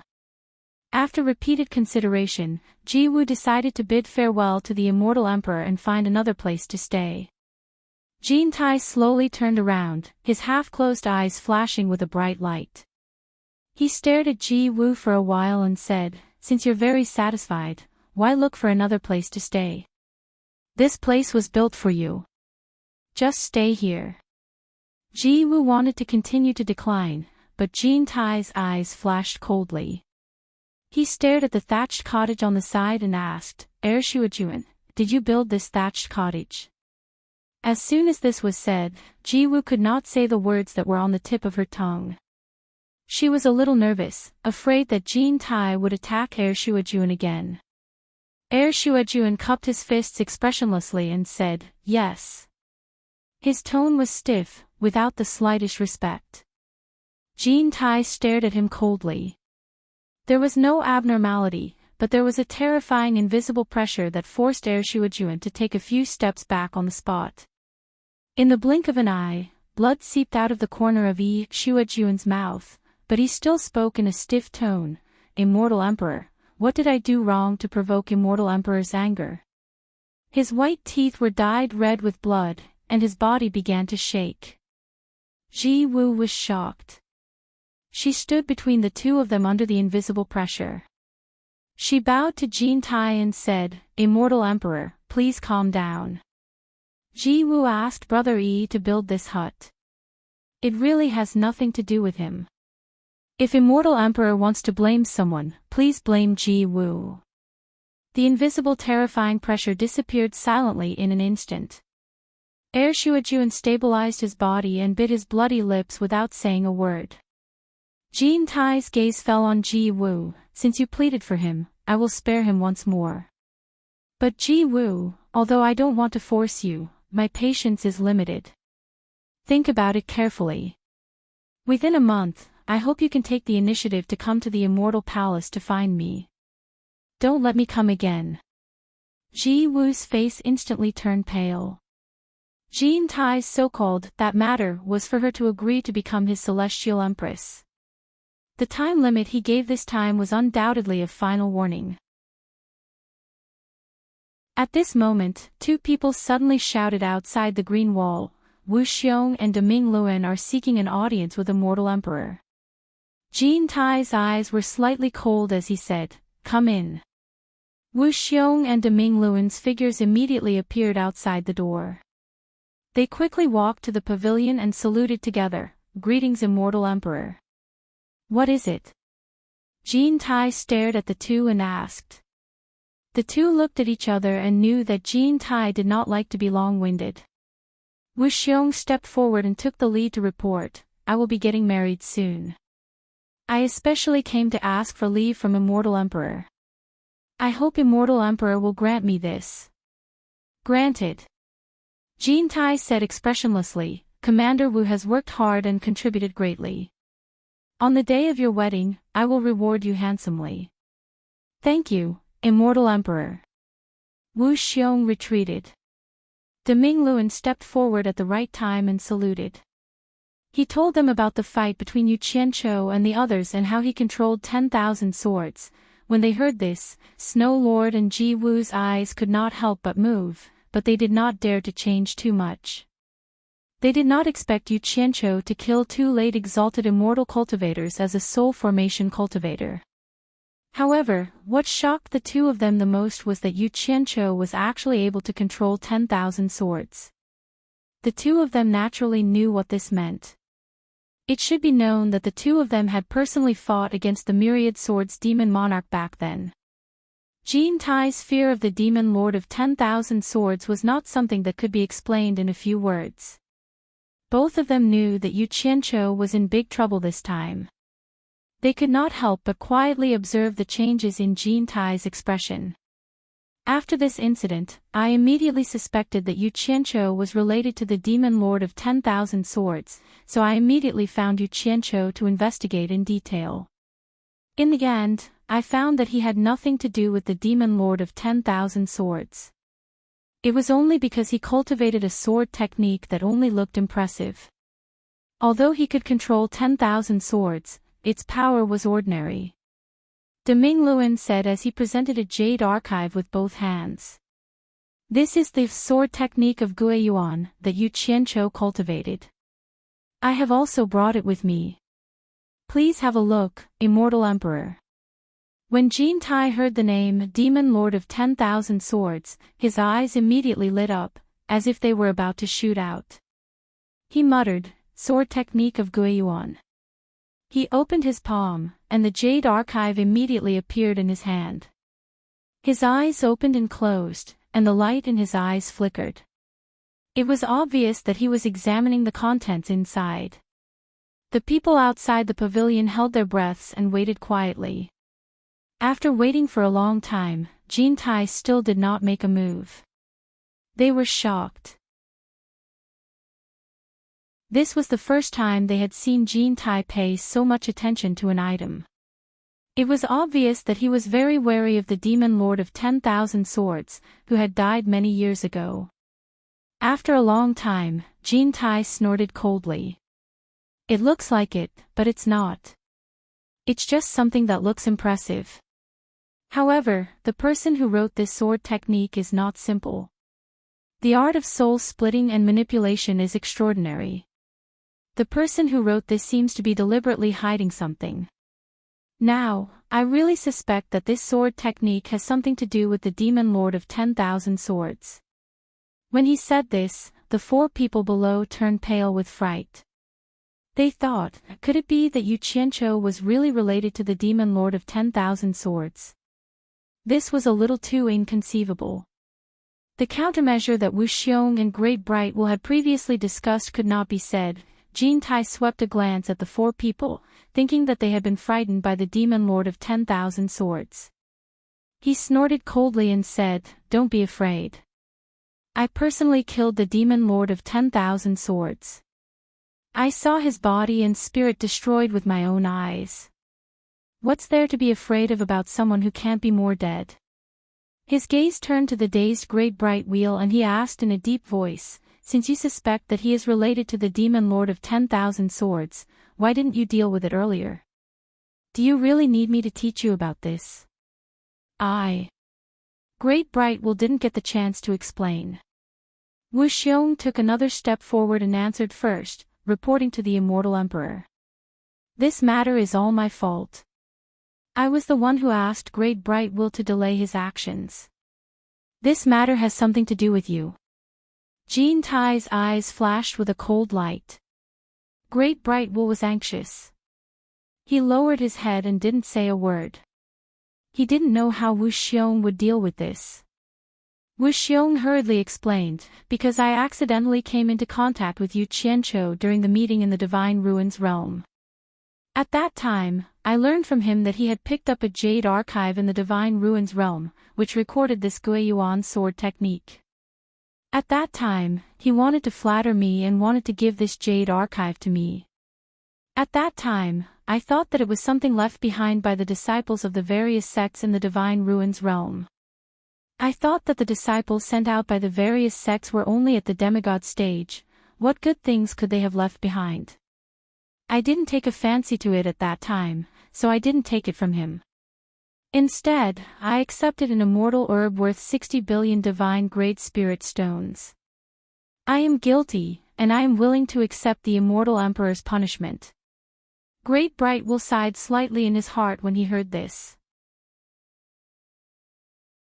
In order to protect his woman, this Wu Xiong actually didn't hesitate to make up lies and dirty lies. "Oh.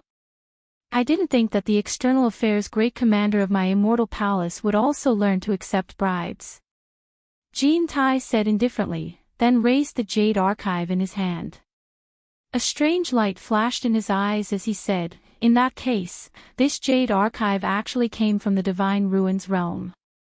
Wu Xiong, are you sure you didn't make a mistake?"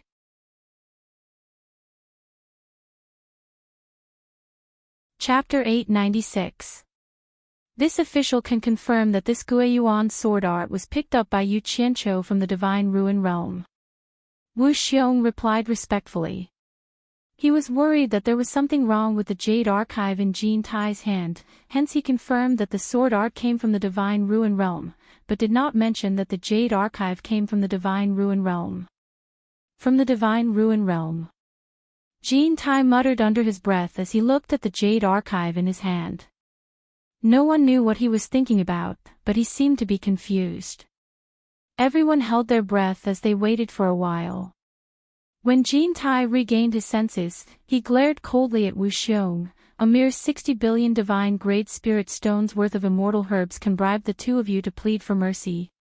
It seems like even if this Yu Qianqiu has no connection with the 10,000 Sword Sept, his ability is not small. Although his tone was neither too fast nor too slow, the complexions of the Great Bright Wheel and Wu Xiong changed. They knew that Jean Tai was already very unhappy about this matter. They were afraid that no one would be able to persuade him. Yu Qianqiu's little life was certainly going to be lost. Now, they would have to see if Jean Tai wanted to escalate this matter. Both of them had already prepared themselves to take a step back. It was no longer important whether they could protect Yu Qianqiu at this critical moment. After all, Yu Qianqiu had nothing to do with them. The most important thing was to protect their own people. Ji Wu pursed her lips, hesitating for a moment before asking, Yu Qianqiu. The one who left those words on the waterfall, Yu Qianqiu. Everyone turned to look at Jean Tai at the same time. A trace of surprise flashed across Jean Tai's eyes as he asked, could it be that immortal monarch Ji Wu knows Yu Qianqiu? Immortal crocodile monarch looked at Ji Wu nervously, but Ji Wu took a step forward, replying respectfully, Ji Wu does not know this Yu Qianqiu. I only heard that this person left some words on the waterfall, and created some very beautiful things that attracted people from the immortal world. She turned to look at the Great Bright Wheel.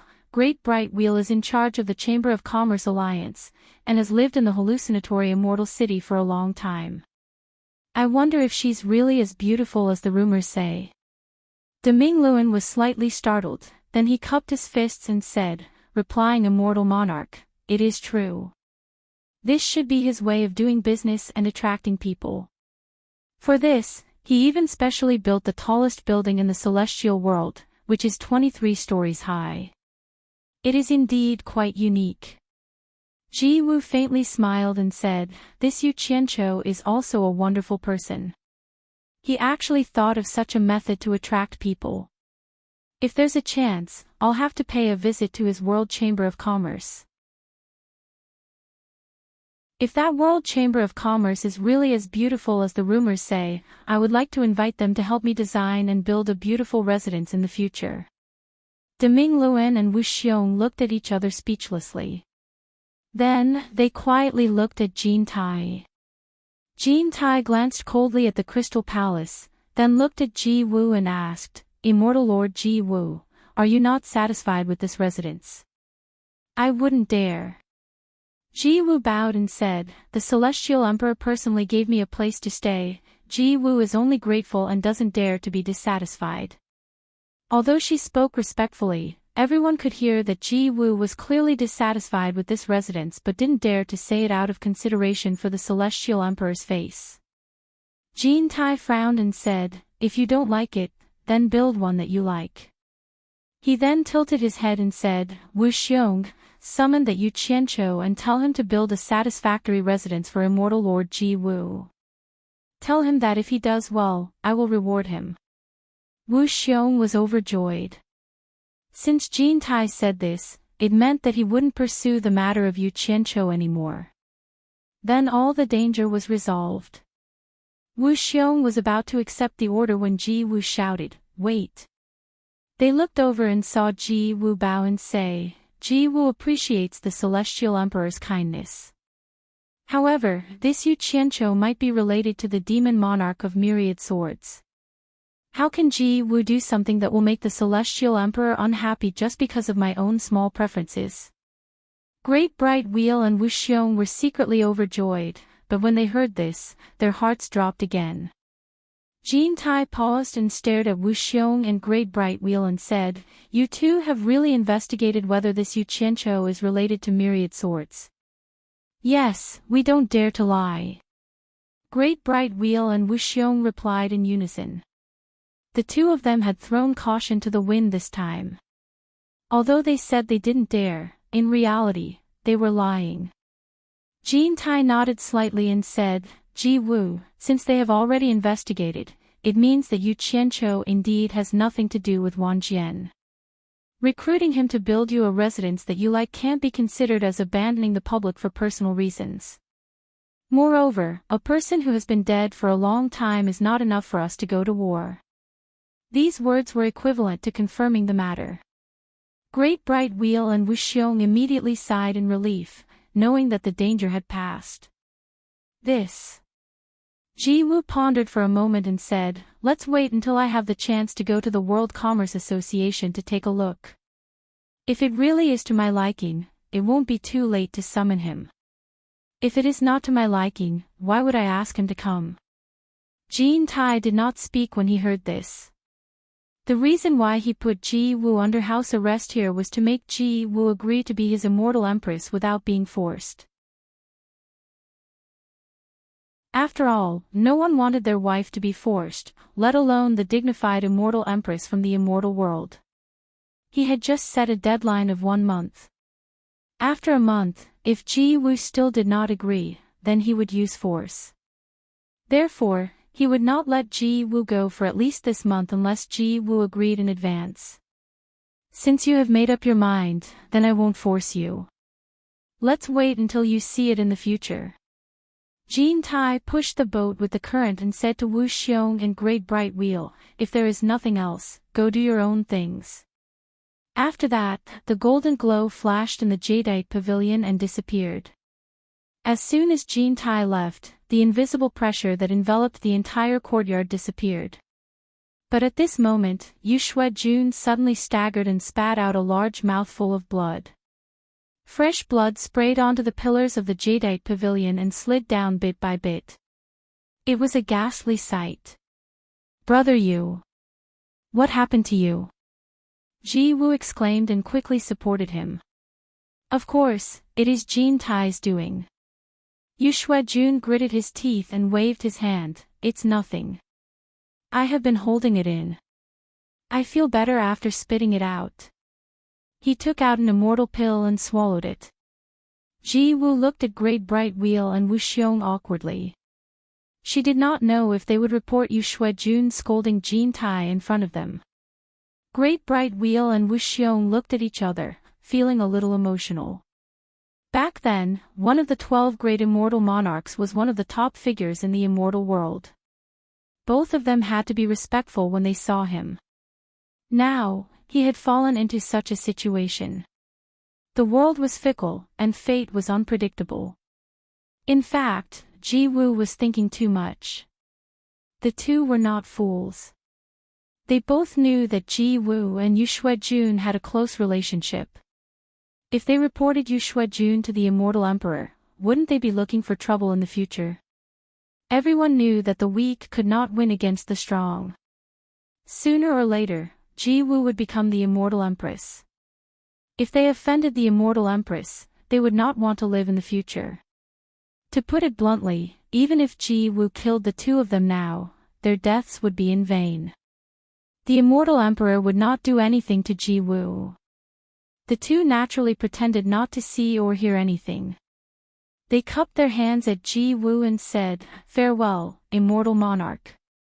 Ji Wu held Yu Xuejun's arm with one hand and raised the other slightly, saying, "Goodbye."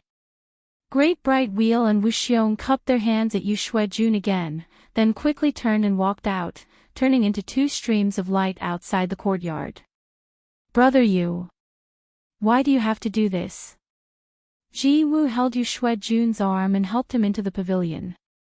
She set up a soundproof enchantment, shook her head and sighed, "You know it's not good to go against him. Why do you want to suffer?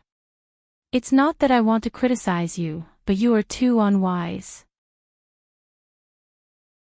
Yu Shuejun pushed her arm away, lifted his legs on the table in the pavilion, sat cross-legged, and said, I want to bear with it, but when I see him, I can't take it. He waved his hand and said, forget it, let's not talk about me. He just gave you a month's time limit. It seems that he has lost his patience. What are you going to do after a month? Ji Woo shook her head and smiled bitterly. What to do? What can I do? Who in the immortal realm disobeys his will? I'll take it one step at a time. Yu Shuejun raised his hand and wiped the blood on his mouth. He looked at the bright red in his palm and frowned. Actually, I have two immature ideas, but the two of us are trapped here. It's very difficult to implement them. Ji Woo's eyes lit up, and said, Brother Yu, why don't you tell me? Yu Shuejun thought for a while and shook his head slowly. It's just a flash of inspiration. It's almost impossible to implement. Say it. Ji Woo said with a pleading tone, tell me, let me hear it. Yu Shuejun put his hands on his knees, paused, and said, last time, when Silver Armor 1,000 soldiers sent us back to the immortal realm in the underworld, he said that if you need any help, you can look for him. He will do his best. 1,000 soldiers is the Emperor of the underworld's most trusted person. If you can send someone to contact 1,000 soldiers and ask the Emperor of the underworld to look for the immortal Emperor, you may have a chance because of the Emperor of the underworld.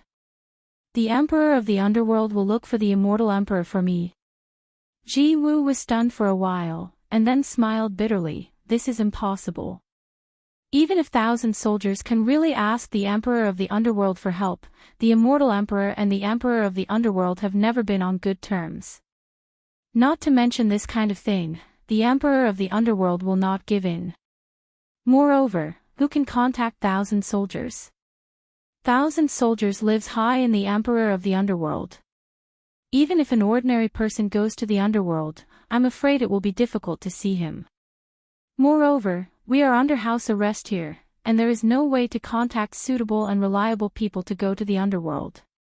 If this method doesn't work, what's the other way?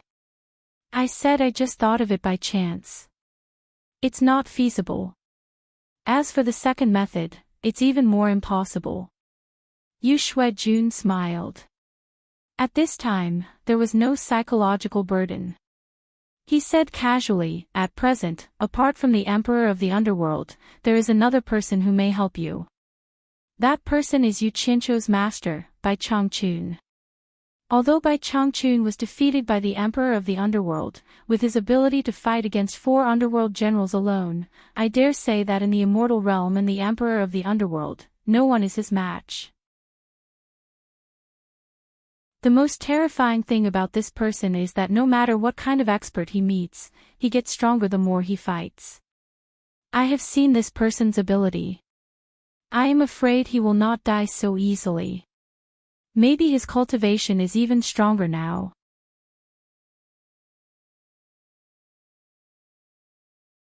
Chapter 897.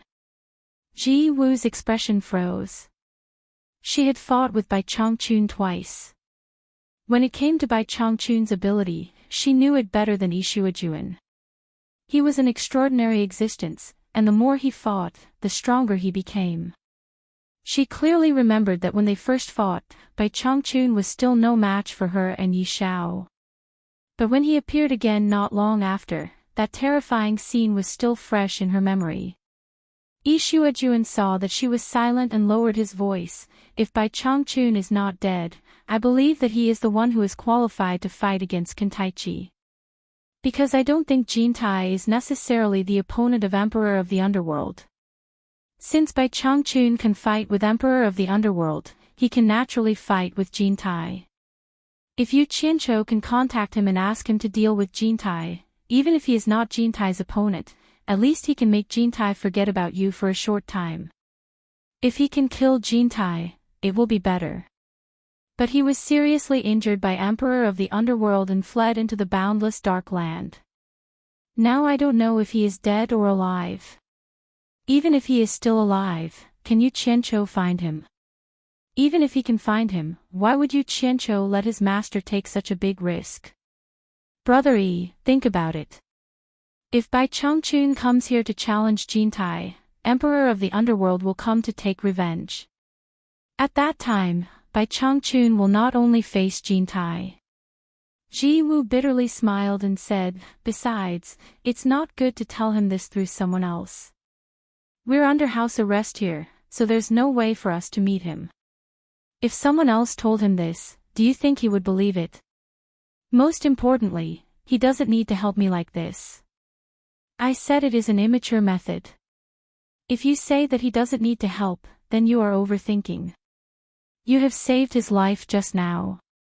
Shouldn't he be grateful? Ji Wu shook her head and said, but he saved me before. If he didn't save me before, I don't need to save him this time. An eye for an eye, no one owes anyone anything, so we cancel each other out. It's a pity that you and I don't have a chance to go to the illusory immortal city. Otherwise, I would have to ask him to contact his master, Snow Lord replied casually. But in his heart, he was thinking that if he could really meet Yu Qianqiu, he could ask Yu Qianqiu for help. If Yu Qianqiu dared to refuse, he could threaten him with the fact that he touched Ji Wu's butt. Yu Qianqiu had to consider whether Jin Tai would skin him alive if he touched Jin Tai's wife's butt. As soon as the two streaks of light flew out of the Paradise Immortal Realm's mountain range, they immediately slowed down. Wu Xiong and Deming Luan looked at each other with lingering fear in their hearts. Even now, they still didn't dare to believe that they had passed the test just like that. Our luck is good. I didn't expect Dancing Ji Immortal Monarch to stand up for me at such a critical moment. Wu Xiong shook his head in disbelief. Luck, I'm so lucky. If it wasn't for Immortal Lord Wu Ji, I really can't think of anyone else in the immortal world who could change the Immortal Emperor's attitude. It's not just our luck, it's also Yu Qianqiu's luck. I didn't expect those strange things he came up with to save his life at such a critical moment. It's not just good luck, it's simply good fate. Deming Luan recalled the incident and could not help but sigh. It's good that the crisis is over. Wu Xiong cupped his hands as he flew and said, Brother Ming Luan, I still have some matters to attend to, so I'll take my leave now. Deming Luan also cupped his hands in farewell, and the two immediately sped up in two different directions. The two of them sighed, but they didn't know that Ji Wu's words were not because of their or Yu Qianqiu's good luck. Other than Shui Jun, no one knew that Yu Qianqiu and Ji Wu had known each other for a long time. Because of this relationship, it was the key to surviving this crisis. But then again, if Bai Changchun hadn't shown mercy to Ji Wu in the Holy East Land, then Ji Wu wouldn't have helped him today. But if Ji Wu had been killed by Bai Changchun, Shui Jun would not have been able to return to the Celestial Realm with Ji Wu. If Shui Jun did not return to the Celestial Realm with the small silver ball that Yu Qianqiu gave him, then Yu Qianqiu would still be in the human world as Duge Qiubai, and would not come to the Celestial Realm. Therefore, some things were predestined, and they could only develop step by step. The World Chamber of Commerce's business had begun to get on the right track, and hundreds of feudal lords were gradually getting into the swing of things. After careful consideration, Yu Qianqiu understood that his first plan in the Celestial Realm had succeeded. With the World Chamber of Commerce as a pretense for doing business, the next step could be justifiably to cooperate with Skyward Palace. As long as he obtained the various immortal pills he needed, it would not take long for a large number of Immortal Realm experts to appear in his hands. Just think about it. If the feudal lords, the army of Utopia, and the hundreds of thousands of cultivators in the human world all reached the Immortal Realm, it would be a terrifying thing. The more experts there were, the stronger he would be, and many things would be easier to do. As long as the overall strength of the World Chamber of Commerce increased, his next step would be to find a way to enter the Netherworld. He could not let Bai Changchun's life and death be unknown. Until now, he still tried to contact Bai Changchun every day, but there was no news. This made him very anxious, but he understood that some things were useless to be anxious. He could only take it step by step. However, if he wanted to walk in the Netherworld, he would not be able to do so without enough manpower and strength. Now that he knew a lot, the netherworld was too vast, many times larger than the celestial realm. There was also the endless land of darkness, which few people set foot in. For this reason, Yu Qianqiu had already thought about it. As long as he could find out whether Bai Changchun was dead or alive, he would not hesitate to throw hundreds of thousands of immortal realm cultivators into the netherworld. I don't care how vast the netherworld is. As long as there are ghosts, there will be my people. I don't believe that I can't find any clues. This was what Yu Qianqiu thought. For this day to come, Yu Qianqiu could be said to have put in a lot of effort. However, things were somewhat unpredictable. He had arranged for Shui Mingqing to contact Skyward Palace about purchasing immortal pills, but who knew that there would be no news at all. For this reason, Yu Qianqiu even personally went to Skyward Palace's branch. In the end, the disciples of Skyward Palace's branch told him that the elders in charge had left to attend to something. Yu Qianqiu immediately felt that it was strange. Shui Mingqing was too heartless. He did not even think of a way to send a message before leaving. So he tried to find Du Feng, Hui Yunlong, and the others. In the end, the answers he got were similar. This made him suspect that these people were deliberately hiding from him. It was not until he met Wan Ling, who took the initiative to visit him and build a good relationship with him, that his guess was confirmed from her mouth. This group of people was indeed deliberately hiding from him. After asking for the reason, Yu Qianqiu was suddenly speechless. It turned out that these people were also frightened by the scene of him controlling the 10,000 swords. They all suspected that he was related to the 10,000 swords Demon King. They were afraid that when the Immortal Palace took action, they would implicate him, so they deliberately distanced themselves from him. In fact, Yu Qianqiu himself did not pay much attention to this matter in the beginning. After all, he had already passed this hurdle in front of the Great Bright Wheel. But now that this group of people had messed with him, he also became nervous. Thinking about it, it made sense. The Great Bright Wheel was the Great Bright Wheel. It definitely did not represent the attitude of immortal Emperor Jin Tai. The latter was the master who held the power of life and death. On the rooftop of the World Commerce Association, there was a long rattan chair that could seat 3 people. However, there was only a man and a woman sitting side by side in the sun, looking a bit like a couple. Yu Qianqiu was worried, but on the surface, he lazily said, "Thank you for telling me this, but they are all afraid of being implicated by me." "Are you not afraid?" Wan Ling tilted her head to look at him and chuckled. "Others may not know your background, but do you think I don't know? Do you think I need to be afraid?" Yu Qianqiu was startled. Think about it, the other party thought of him as a trusted secret agent of the Immortal Emperor. Why would he be afraid? Speechless, he tilted his head to look at the smiling Wan Ling. She was quite pretty. No matter how he looked at her, she did not look like such a pervert. He couldn't help but ask, "Wan Ling, I heard that you like to steal other people's husbands. Is that true?" Wan Ling's smile abruptly stopped. Her expression slightly darkened. If someone else said this in front of her, she would have already exploded.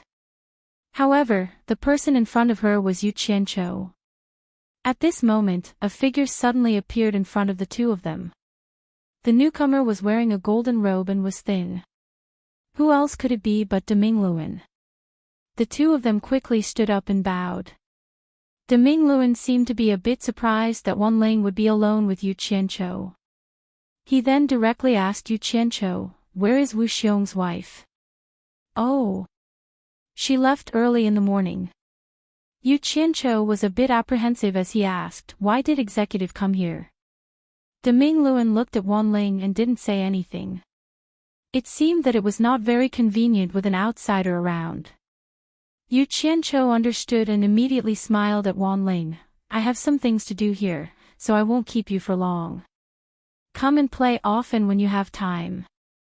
Wanling nodded and bowed to Deming Luan before flying away from the rooftop. Before she left, she couldn't help but look deeply at the two of them. From the way the two of them talked, she could tell that the relationship between the two of them was not ordinary. Especially when the two of them looked like they wanted to whisper something. Why was there a need for the dignified executive of the Chamber of Commerce Alliance to be like this with a small World Commerce Chamber sect leader? From this, Wanling was even more certain that Yu Qianqiu was a secret agent of the Immortal Emperor. At the same time, she was even more certain that nothing would happen to Yu Qianqiu. Deming Luan looked around the rooftop and asked, "Where is Wei Chuanqiu and Yunping?" Yu Qianqiu shook his head and sighed, "AI. Don't mention Wei Chuanqiu anymore. I don't know what happened to him, but he seemed to have lost his soul these 2 days. He was crying and talking about his already dead daughter, Xiao Yuer." Deming Luan immediately knew what was going on. He had personally given that bat jade pendant to Wei Chuanqiu, so he had already expected it. He immediately frowned and said, "Where are they? Bring me to find them. Please follow me." Yu Qianqiu led Deming Luan down the rooftop. After entering the interior of the 22nd floor, Deming Luan was also attracted by the clean, bright and simple style. He couldn't help but look around a few more times. The two of them came to a large door at the end of the corridor. Yu Qianqiu pushed open the door and pointed inside.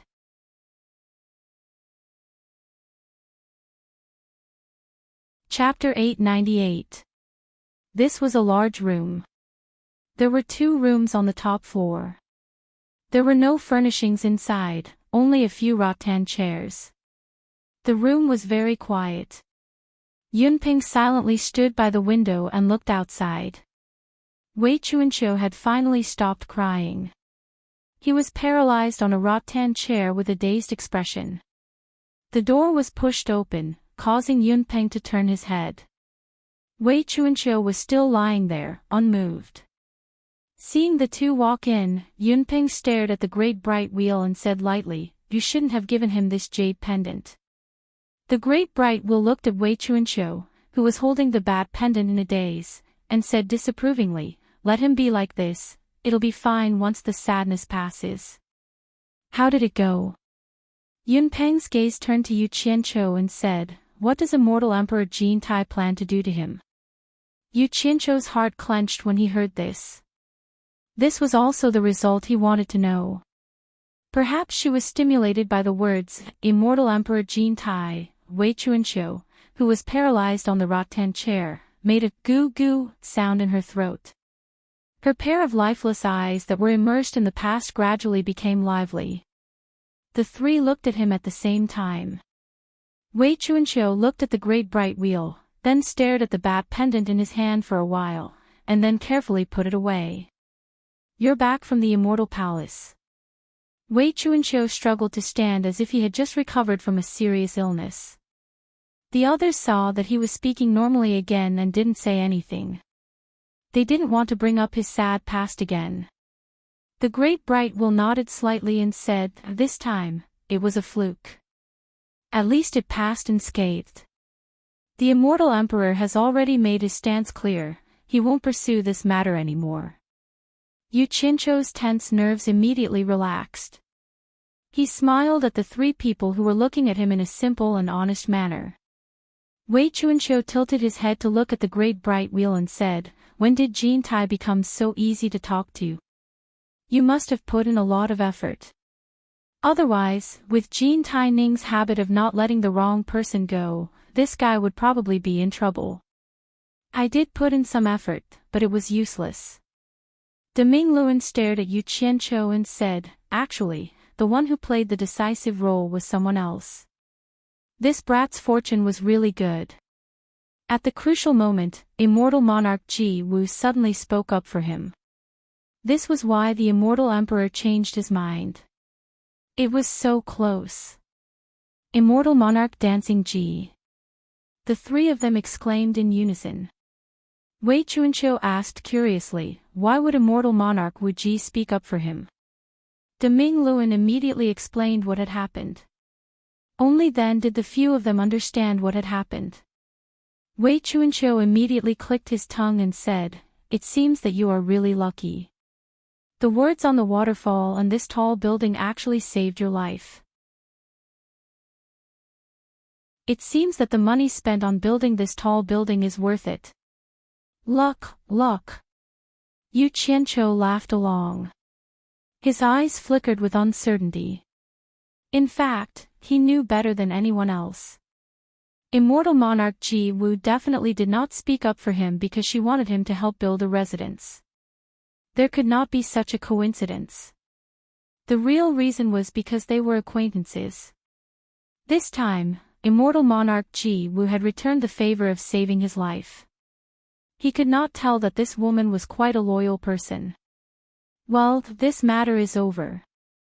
It's time for me to return to the Chamber of Commerce Alliance. De Mingluan glanced at them, turned into a stream of light, and directly flew out of the open window. Obviously, he came here to say hello and reassure everyone. He did not even give Yu Qianqiu a chance to say a few words of gratitude. Only the three of them were left in the room. A troublesome matter that worried all three of them had been resolved. The three of them immediately relaxed. Yunpeng looked up and down at Wei Chuanqiu. Then, without saying a word, he walked out in a snow-white robe with firm steps. Wei Chuanqiu and Yu Qianqiu looked at each other. They both knew that Yunpeng was not used to being confined in the room. He liked the high sky and wide clouds. They were afraid that he would have to go to the rooftop again. As for Yunpeng's habit, Yu Qianqiu raised both his hands in approval. This habit was too good. There was an early-stage immortal emperor expert guarding the rooftop of the World Chamber of Commerce every day. That was an invisible pressure that was enough to deter thieves. Ordinary people really did not dare to trespass the World Chamber of Commerce. Feeling relieved, Yu Qianqiu slowly walked to the window where Yunpeng was standing. He looked outside and pondered. Originally, he was worried that the people from Heaven Palace were avoiding him. Now, there was no need for that. After a period of time, those people who were watching nervously would definitely take the initiative to pay a visit when they saw that the World Chamber of Commerce was safe and sound. Then he would wait for a while. If he appeared to be too anxious, he would be at a disadvantage in bargaining. He would take the opportunity to settle other matters. Bat King Wei. Do you still remember what you promised me in your nest? Yu Qianqiu looked out the window and said. What? Wei Chuanqiu immediately became nervous. He had already faintly guessed what Yu Qianqiu was going to say. He patted his chest and coughed. I'm too sad. I'm not feeling well. Let's talk about it later. However, how could this kind of small trick fool an experienced hooligan like Yu Qianqiu? Yu Qianqiu suddenly turned around and stared at him. He said resolutely and decisively, "The disciple that I introduced to you, she is already on her way." Wei Chuanqiu's expression twitched and froze on the spot. As expected. Yu Qianqiu had already informed him in advance. He did not want to say anything more. He strode out of the room, leaving Wei Chuanqiu alone in the room in a daze. The entire 22nd floor was under Yu Qianqiu's sole control. Of course, if Wei Chuanqiu and Yunpeng wanted a room on this floor, he would not say anything. Yu Qianqiu, who had returned to his room, was very conflicted. There was no other reason than that he had not visited Furong, Wu Lixue, and the others for a long time. He had wanted to take this opportunity to go and comfort them one by one. However, now that he had met them, it would be inexcusable if he did not accompany them. After meeting them, going to bed, chatting, and then immediately leaving. He really could not stand the grief in their eyes when they parted. However, world commerce had only been established not long ago. Trouble could come knocking at their door at any time. He could not abandon world commerce to accompany women all day. Hugging a beauty in one hand and wielding a sword to conquer the world with the other was a good idea. He had heard of such a cool thing, but who would dare to do such a thing? They would definitely die a quick death. Moreover, he was still carefully working hard. How could he have the qualifications to act cool? He could only make them wait. He would bring them back after he had established himself. Yu Qianqiu comforted himself and disappeared from his room. When he reappeared, he had already returned to Bai Suzhen's room in Ethereal Palace in Utopia. However, he realized that Bai Suzhen was not in the room. He closed his eyes and used his divine sense to search the entire Utopia. At that moment, Bai Suzhen was in the immortal herb plantation. As Yu Qianqiu had instructed her and Chu Ping to keep an eye on the immortal herb plantation, she had spent most of her time here recently. Bai Suzhen, who was walking in the immortal herb garden to check on the growth of the immortal herbs, suddenly stopped. Yu Qianqiu's voice rang in her ears, asking her to return to her room. A peaceful smile appeared on Bai Suzhen's face. In a flash, she flew towards Ethereal Palace. As Yu Qianqiu's cultivation was no longer what it used to be, the entire area of Utopia had become very wide. Mountains and rivers had appeared one after another. Because of this, the purple chaos was getting further and further away from Ethereal Palace. In order to make better use of the purple chaos to plant immortal herbs, the immortal herb garden was set far away from Ethereal Palace. After half a day, Bai Suzhen returned to her room. As soon as she entered the room, she saw Yu Qianqiu lying on her couch and looking at her with a smile. A gentle smile appeared on Bai Suzhen's face. She walked to the couch and sat down. She looked at him and asked, "You've been waiting for a long time, right?" Actually, Yu Qianqiu didn't wait for long. Seeing that Bai Suzhen wouldn't be back for a while, he was afraid that something would happen during this half a day. Thus, he returned to the World Commerce Association to oversee things. He only silently watched Bai Suzhen fly back. When Bai Suzhen was about to arrive, he returned to her room. Yu Qianqiu didn't reply to her. He changed his position on the couch and rested his head on Bai Suzhen's thigh. Bai Suzhen also adjusted her position and tried to make him as comfortable as possible. She stroked his hair and asked, "Did you summon me back for something?" Smelling Bai Suzhen's body fragrance, Yu Qianqiu, who was calming and relaxing, couldn't help but smile wryly when he heard this. "When can I always lie down like this and not care about anything? Then, I can have my clothes stretched out and food served, and there's even a beautiful woman to accompany me." As he spoke, he reached out and stroked Bai Suzhen's tranquil and smiling face. "I'm sorry. This time, I might have to break your peaceful life." Bai Suzhen grabbed his hand that was stroking her face and looked down at Yu Qianqiu, who was lying on her lap. She smiled faintly and said, "As long as you are well, this is my peaceful life. Do you need me to do anything? I know you don't have any interest in cultivation anymore, but I found you a master without your consent. I hope you won't be angry." Yu Qianqiu looked into Bai Suzhen's eyes and said, "If you really don't want to, then forget it." He had already decided that if Bai Suzhen didn't want to, he definitely wouldn't force her. When the time comes, he would consider letting Lady Mu go. "You found me a master." Bai Suzhen was startled. Yu Qianqiu immediately climbed up and explained excitedly, "I found him from the immortal realm. Your master is not ordinary." He explained how he met Wei Chuanqiu and emphasized the origin of the 10,000 Demons Heart Sutra in Wei Chuanqiu's hands. He told her that he hoped she could cultivate the 10,000 Demons Heart Sutra. Hearing this, Bai Suzhen was very surprised. She didn't expect there to be such a powerful person like the ancestor of 10,000 demons, Tai Shuzheng, in the demon race.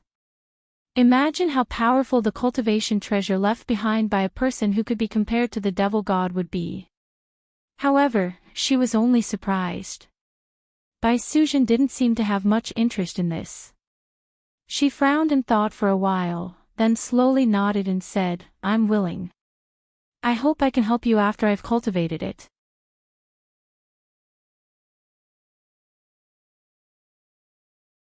Chapter 899.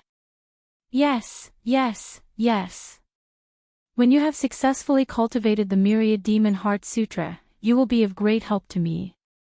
Yu Qianqiu nodded repeatedly and reached out to pull her, saying, "Come with me." Actually, to him, whether or not he wanted Bai Suzhen's help was another matter. The key was that he hoped that Bai Suzhen's own cultivation would be higher and stronger. The affairs of the world were unpredictable and no one knew what would happen in the future.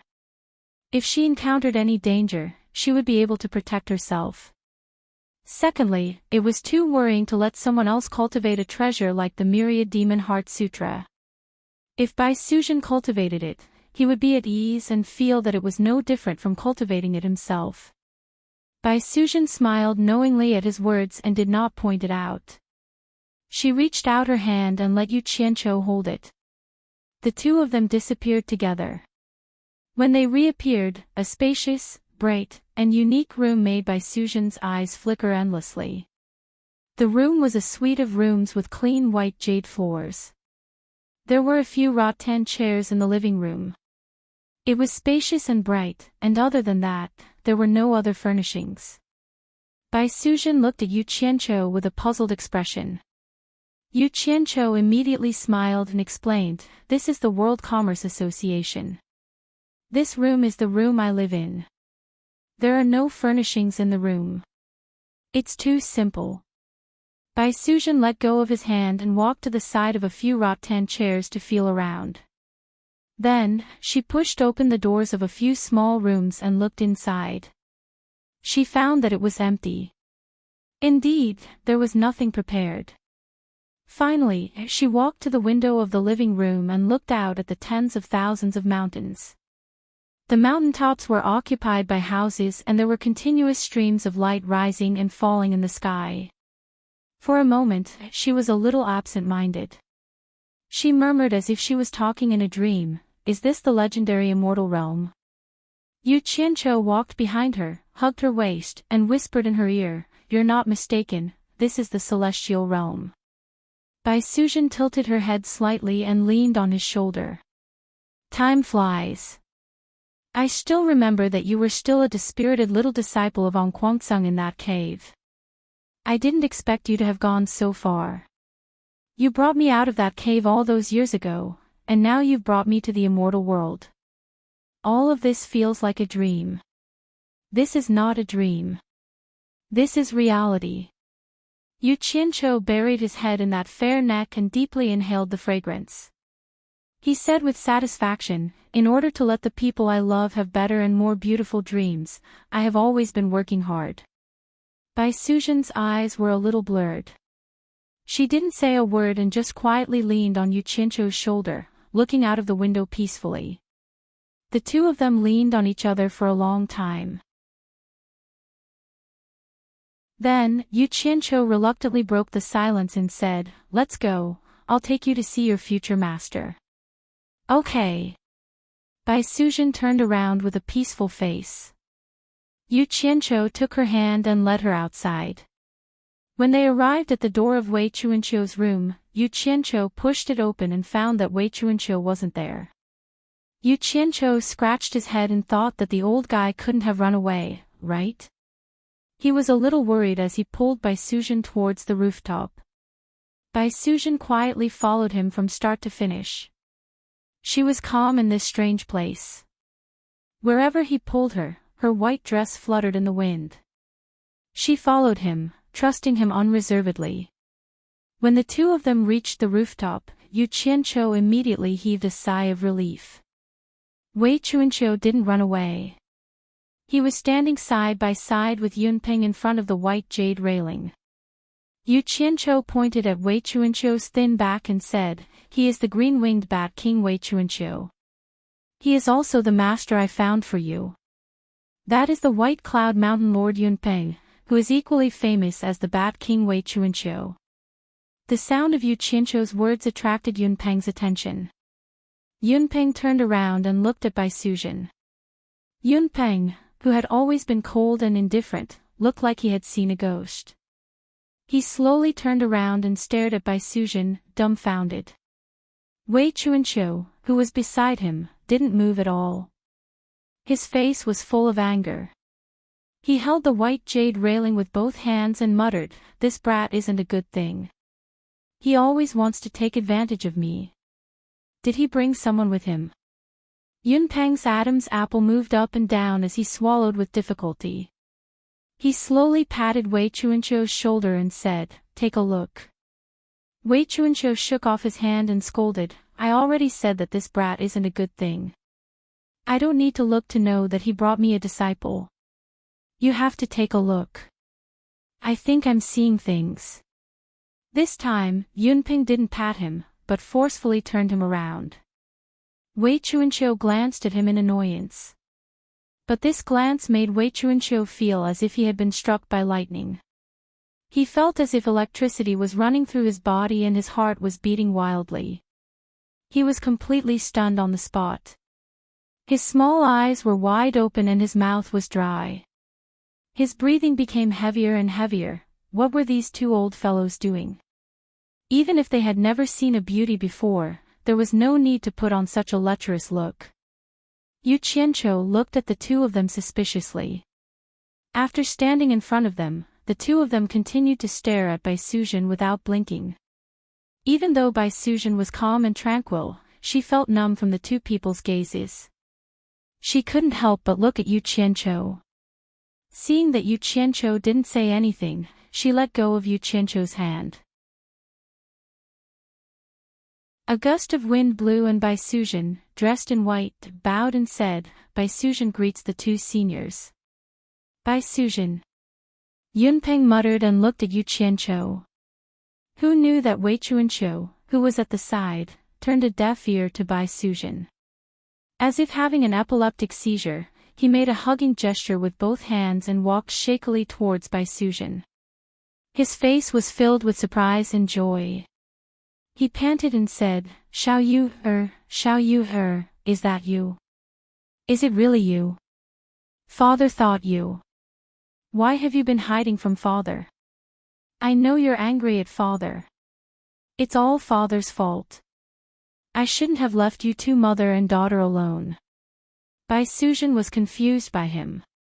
She looked at Yu Qianqiu with a puzzled expression, as if asking, "Is this the master you found for me?" Yu Qianqiu raised his eyebrows and narrowed his eyes. He stared at Wei Chuanqiu, who was walking over shakily, to see what he was up to. However, Wei Chuanqiu's next action immediately made him angry. He saw Wei Chuanqiu's pair of experienced hands actually hug Bai Suzhen's fair and clean face. It was really intolerable. "You your mother." Yu Qianqiu was furious. He suddenly flared up and kicked Wei Chuanqiu's face. "Ah!" Wei Chuanqiu screamed and fell to the ground. Before he could react to what was going on, he saw Yu Qianqiu pouncing on him. He pinned him to the ground and gave him a crazy beating. Wei Chuanqiu cried out in pain. "Old shameless thing, you actually dare to play this trick. You dare to take liberties with my woman in front of me." Yu Qianqiu flew into a rage. He punched and kicked Wei Chuanqiu, who was on the ground. Bai Suzhen was stunned. Yunpeng was also stunned. No one expected this scene to happen. When Yunpeng reacted and wanted to help, he only heard Yu Qianqiu scream in pain. He flew out with a shadow. Wei Chuanqiu jumped up and pointed at Yu Qianqiu, who was rolling on the ground a dozen meters away. He shouted angrily, "You brat, do you want to die? You dare to hit Grandpa again? You don't want to live anymore." From the looks of it, he was beaten awake by Yu Qianqiu. A white shadow flashed and Bai Suzhen had already flashed to Yu Qianqiu's side. She supported Yu Qianqiu, who was crawling up, and asked anxiously, "Are you okay?" Yu Qianqiu also had a footprint on his face.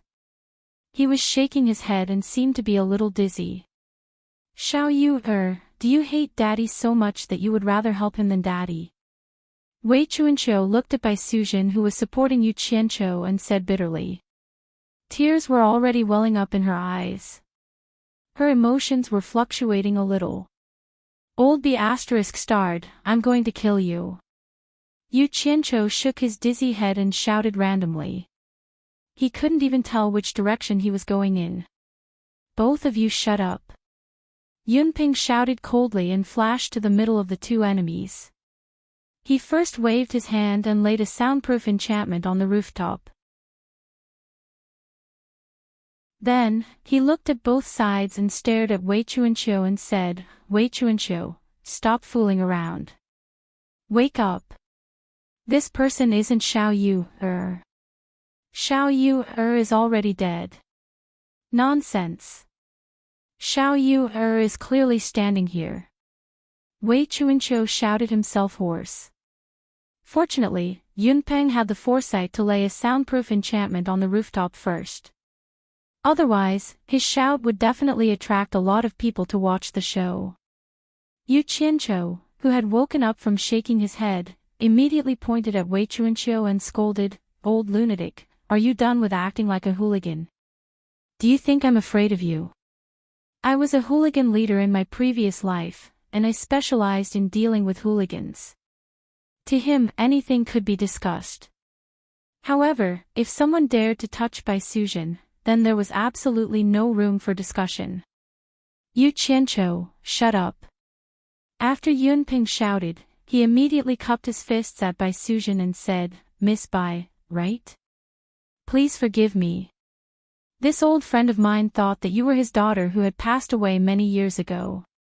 He didn't mean anything else because you look too much like his daughter. Even I thought that I was hallucinating when I saw you. He didn't choose the wrong person to explain to. At this moment, Wei Chuanqiu and Yu Qianqiu were a little crazy. His explanation was very unpleasant to listen to. When Bai Suzhen heard what he said and combined it with their reaction when they saw her, she immediately understood and nodded. Yu Qianqiu, don't be impulsive. It's a misunderstanding. Bai Suzhen held back the furious Yu Qianqiu and shouted. Her words were more effective than anyone else's. Yu Qianqiu, who was rolling up his sleeves and kicking and scolding, immediately stopped. Bai Suzhen immediately seized the opportunity to explain with Yunpeng's words. You look very much like his dead daughter. Yu Qianqiu gradually calmed down. He wiped his faintly aching face and turned to Yunpeng and said, Senior Yun, are you sure you didn't see wrongly? Yunpeng blocked Wei Chuanqiu and shook his head, how could I see wrongly?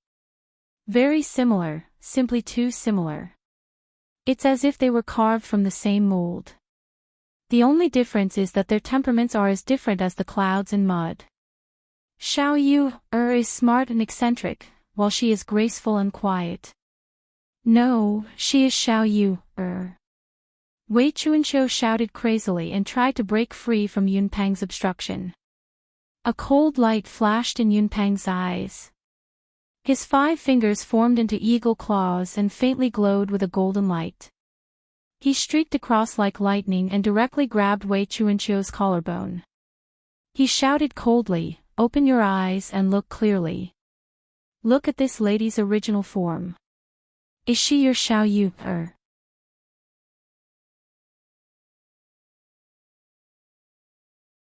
Chapter 900. Under Yunpeng's coercion, a layer of green light appeared in Wei Chuanqiu's eyes. When he saw Bai Suzhen's true form, he was dumbfounded. He murmured, White fox. How could this be? How could this be? She's not Xiao Yu, at all. She only looks like her. Yunpeng pulled Wei Chuanqiu's arm. Looks like. Wei Chuanqiu looked at Bai Suzhen in a daze. He was stunned on the spot.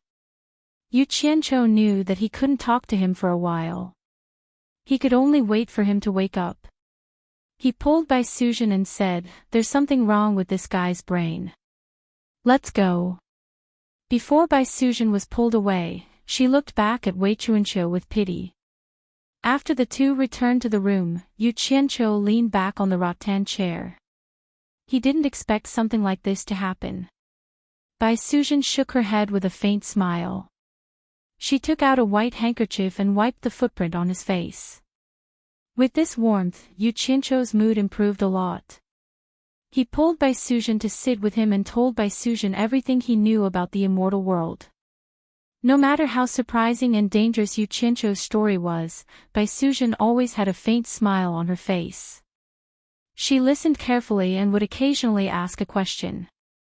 Unknowingly, Yu Qianqiu lied on Bai Suzhen's lap again. He didn't know when, but Yu Qianqiu fell asleep as he talked. On the long rattan chair in the living room, Bai Suzhen, dressed in white, sat there quietly. She hugged her head on her lap. This quiet scene was suddenly broken by a knock on the door. Yu Qianqiu suddenly sat up and shouted, "Who is it? Come in." The door was pushed open, and Wei Chuanqiu carefully poked her head out. She smiled and nodded at the two of them. Yu Qianqiu immediately rolled his eyes and shouted, "You shameless old thing, you even attacked me just now. I don't want to see you, scram." Wei Chuanqiu nodded and bowed, smiling apologetically. "It's a misunderstanding, a misunderstanding. Don't take it to heart." As he spoke, he closed the door and walked over with a smug face. His eyes kept sneaking glances at Bai Suzhen's face. Wei Chuanqiu casually cast a soundproof enchantment in the room, then dragged a rattan chair and sat across the two of them. She nervously asked Bai Suzhen, "Miss, may I know where is this immortal land?" "What?" Yu Qianqiu glared at him and said, "She's my woman. What does it have to do with you where she is? Are you up to no good?" "No, no." Wei Chuanqiu waved her hand and said, "It's just that she looks too much like my late daughter." As she spoke, she checked Bai Suzhen's cultivation and found that she was only at the end of the tribulation stage. She then asked Yu Qianqiu, "She's the disciple you found for me?" Yu Qianqiu looked at the old man from head to toe and snorted coldly, "Originally, but I think there's something wrong with your character. I really don't feel at ease letting her be your disciple. Just pretend I didn't say anything about this. Don't mention it again in the future. I'll let her go back tomorrow." Bai Suzhen looked at him in surprise. "Ah. Go back." Wei Chuanqiu suddenly stood up and pointed at Yu Qianqiu anxiously. You, how can you go back on your words? How can you go back on what you said?" Yu Qianqiu was happy in his heart. He also stood up and walked around Wei Chuanqiu twice. He said strangely, "You didn't agree at first. Isn't what I'm doing now exactly what you want? Bat King Wei, tell me honestly, what do you want?" Just as Wei Chuanqiu was about to explain, he was taken aback. He took 2 steps back and looked at Yu Qianqiu. Suddenly, he chuckled and said, "Don't give me that. You know what you're thinking. You just want to take this opportunity to threaten me and force me to teach you the Heart Sutra." As he spoke, he looked back at Bai Suzhen and said, "That's not a problem. I can promise you, but you have to promise me one thing." Yu Qianqiu was stunned. He had indeed seen through Wei Chuanqiu's weakness. He wanted to use this opportunity to force Wei Chuanqiu to teach Bai Suzhen the entire 10,000 Demons Heart Sutra.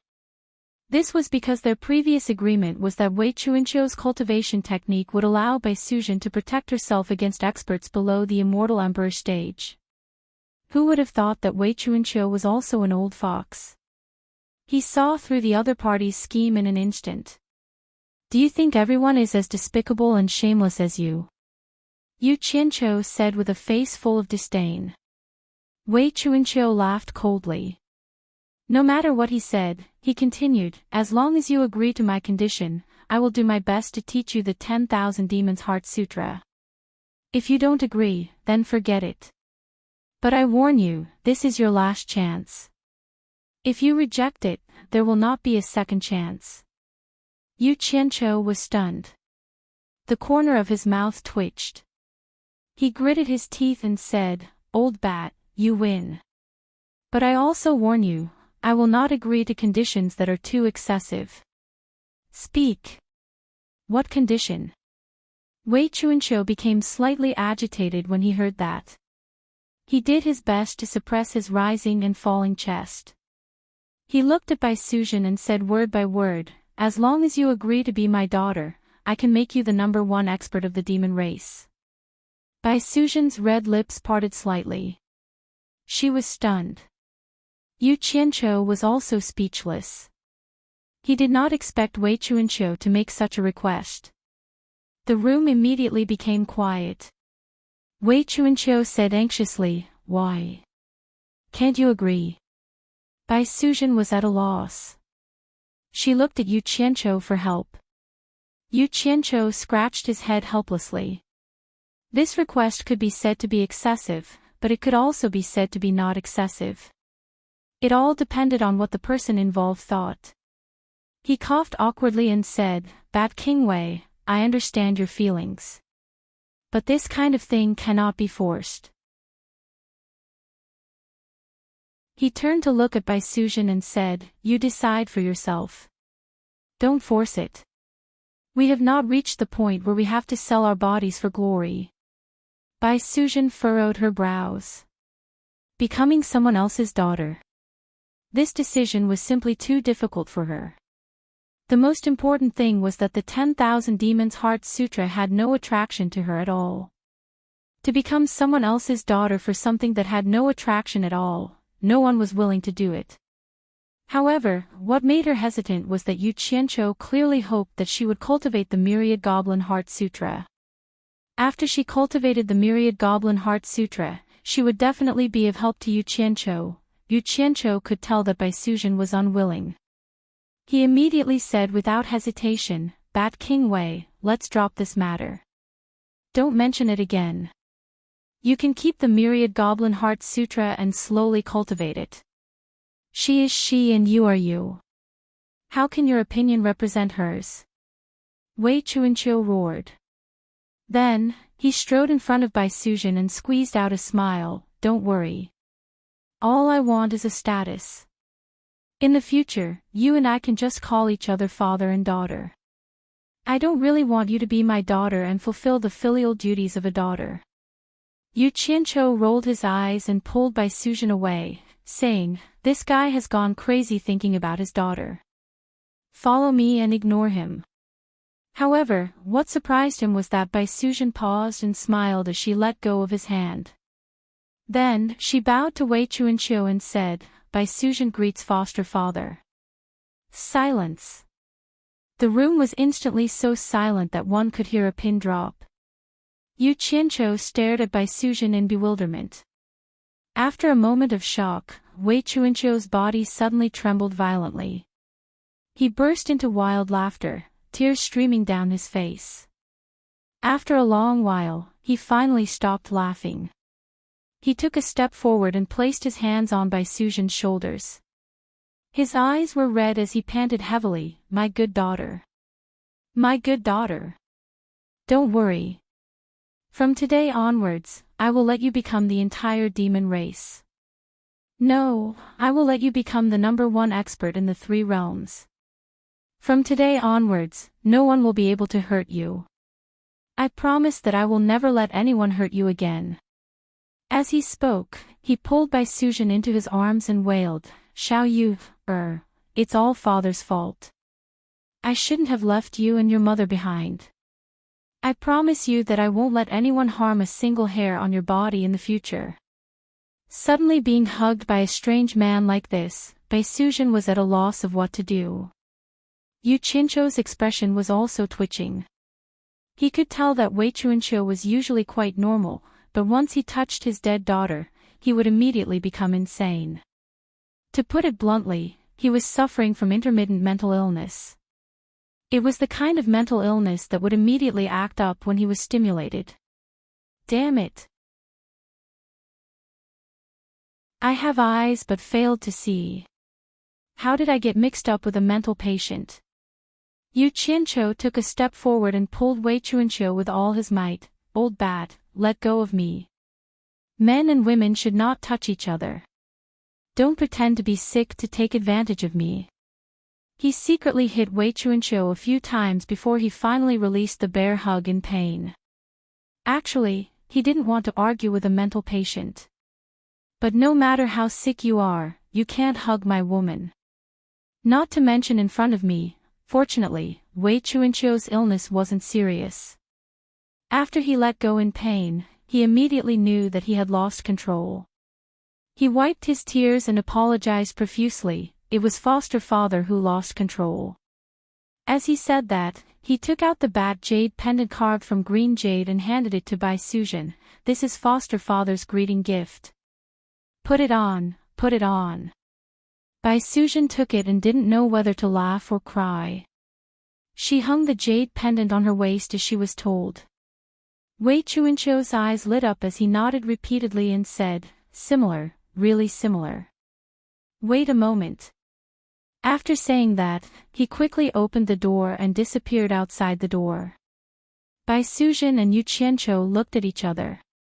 They didn't know what Wei Chuanqiu wanted them to wait for.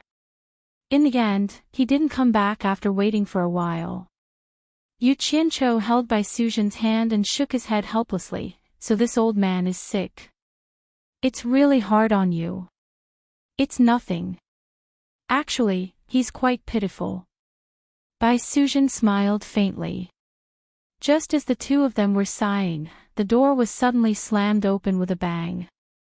They saw Wei Chuanqiu dragging the furious Big Ming Luan with one hand and the frowning Yun Peng with the other. Wei Chuanqiu pointed at Bai Suzhen and said excitedly, "Don't you think they look alike? Old man, are you looking for a beating?" "I." The furious Big Ming Luan took a glance and was instantly stunned. He couldn't move his eyes away from Bai Suzhen and cried out involuntarily, "Xiao Yu, You. Aren't you?"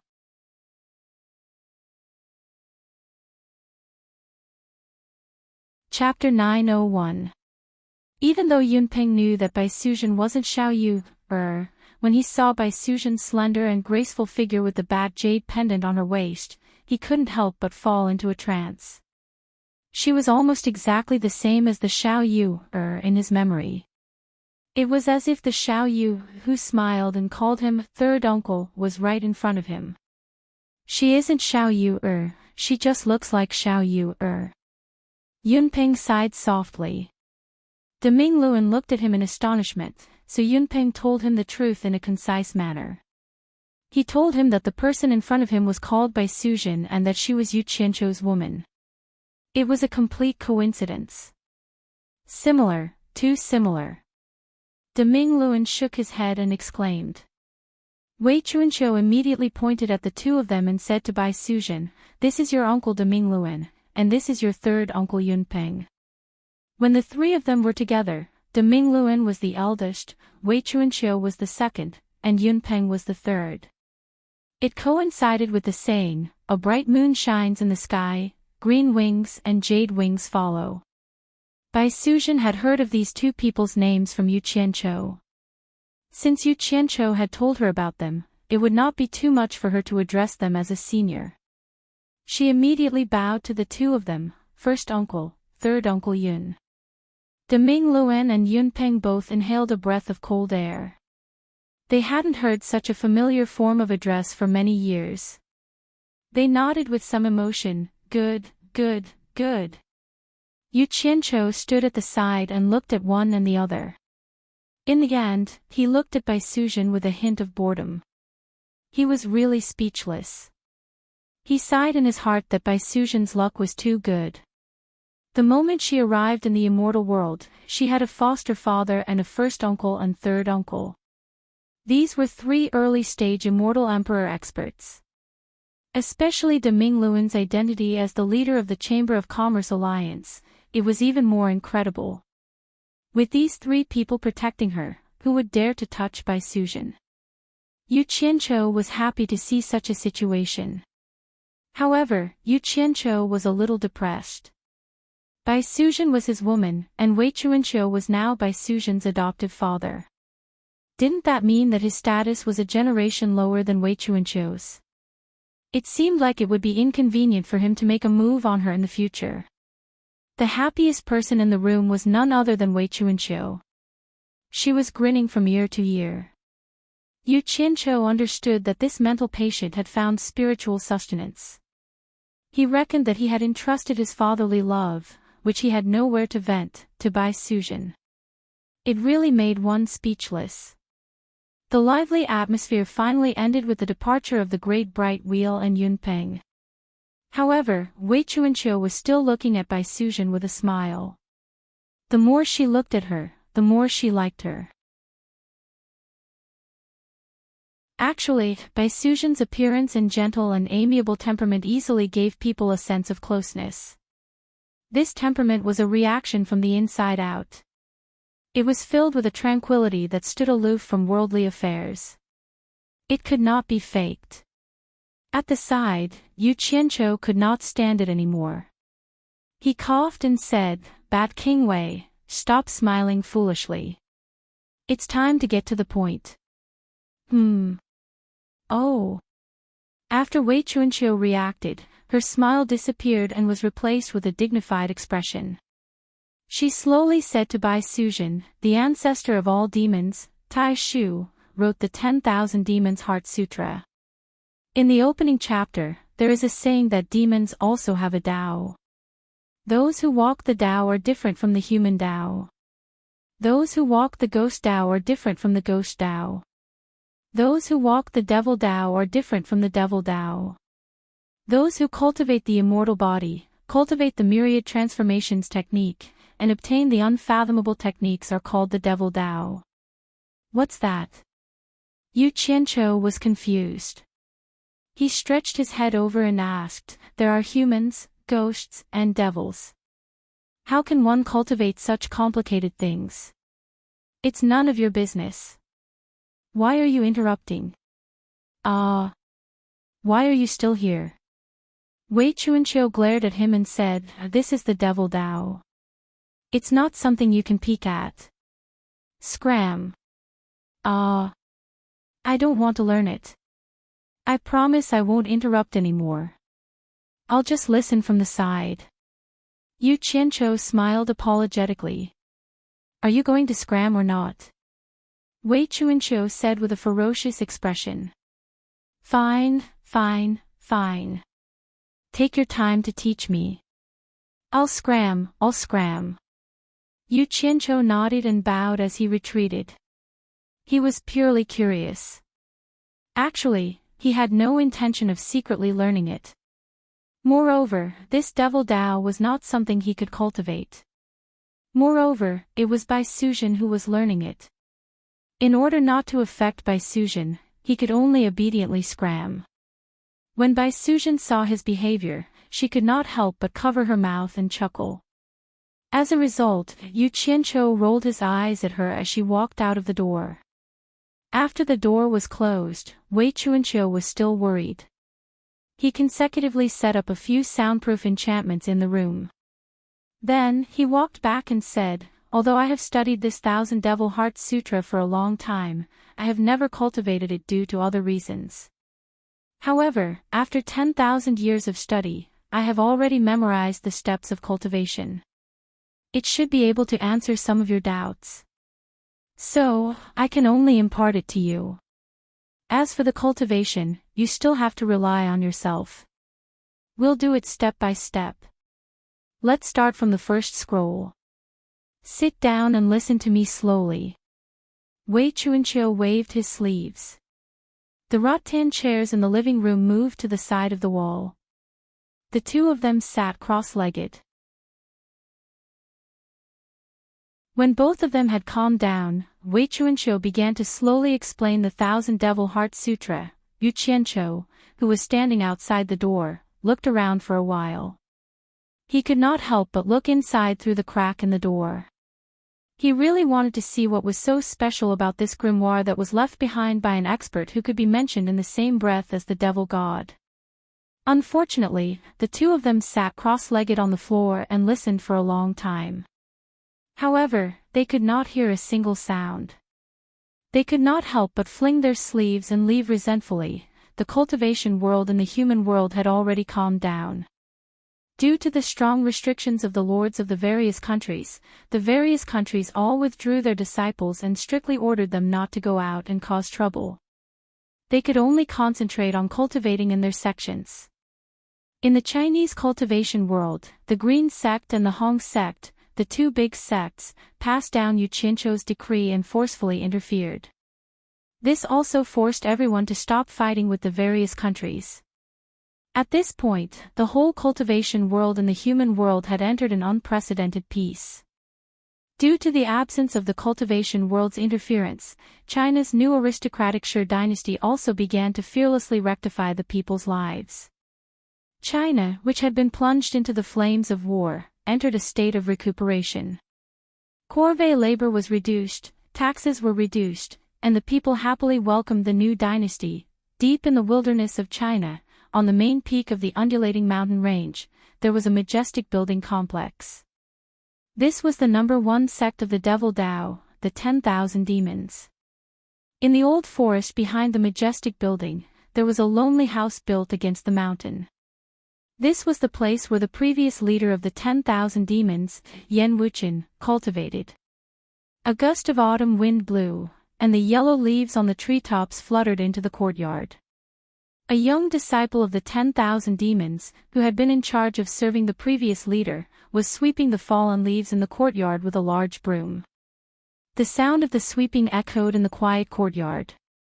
Yan Wuqian, who was dressed in black, stood on the steps of the house. His white hair danced slightly in the autumn wind. He stood quietly on the steps and stared at the young disciple who was sweeping the floor without blinking. Yan Wuqian sighed softly, either because he suddenly thought of something or because he had a feeling in his heart. At this moment, a figure landed outside the courtyard. Qiu Weiyuan strode in. When he passed by the young disciple, he suddenly stopped and said, "Shouqin, I haven't seen you for a long time. Where have you been?" The young disciple stopped and bowed. "Uncle Master, you must be joking. I've been serving the Grand Master here, where else could I go? Maybe I didn't see you every time you came." He was the disciple of the current leader of the 10,000 demons, Bu Yunxiao. He was sent here by his master to serve the Grand Master. Hearing this, Qiu Weiyuan didn't mind. He nodded and walked straight to Yan Wuqian, who was on the steps of the main house. When he reached the bottom of the steps, he bowed and said, "Master, I'm ashamed. I've sent many people to the various countries to ask around, but I couldn't find any news about eldest senior brother and the others. I don't even know where they are hiding." Now that the cultivation world of the various countries was at peace with each other, there was no longer any hostility between them. This gave Qiu Weiyuan the opportunity to send people to find out about Yan Bugui and his sons. If it was in the past, the Chinese cultivation world wouldn't have dared to walk around the various countries. Sigh. Yan Wuqian sighed softly and said, "Weiyuan, I appreciate your kindness, but they only have themselves to blame. Whether they live or die, let them be. You don't have to worry about them anymore." "How can I do that?" Qiu Weiyuan said respectfully, "Eldest senior brother is Master's only son, and Zhui Xing is your only grandson. No matter how many mistakes they have made, they are still your only bloodline. Others can ignore them, but I can't." With a wave of his hand, a black crescent moon that was 1 meter long and nearly 2 meters wide appeared in front of him. The black crescent moon was cold and frightening, but its sharp blade shone with a cold blue light mixed with red shadows. Its surface was engraved with all kinds of strange patterns. This was a treasure that Yan Wuqian had unintentionally picked up all those years ago. Although its origins were unknown, it was incomparably sharp, and it had helped Yan Wuqian gain a fearsome reputation back then. He had treated it as a top-notch magical treasure, and Yan Wuqian had named it the Black Moon Pagoda. Qiu Weiyuan continued, "This Black Moon Pagoda is Master's personal treasure. Master once said that you want the Yan family to pass it down from generation to generation. I've always remembered these words." Just as the Black Moon Pagoda appeared, the sweeping sounds in the courtyard stopped for a moment. Shouqin's eyes shone with a strange light as he stared at the floating Black Moon Pagoda. Then, he lowered his head and continued sweeping. However, his actions were all seen by Yan Wuqian, who was constantly paying attention to him. Yan Wuchen furrowed his brows and glared at Qiu Wuhui angrily. Since I've already passed it to you, then I have my reasons for passing it to you. Don't waste your breath here. Put it away and scram. Without my summons, you are not allowed to come here again. Qiu Wuyuan was stunned. It had been a long time since Master lost his temper with him. He didn't know what was wrong with him today. He wanted to say something, but seeing that Master was really angry, he cupped his hands and said, yes.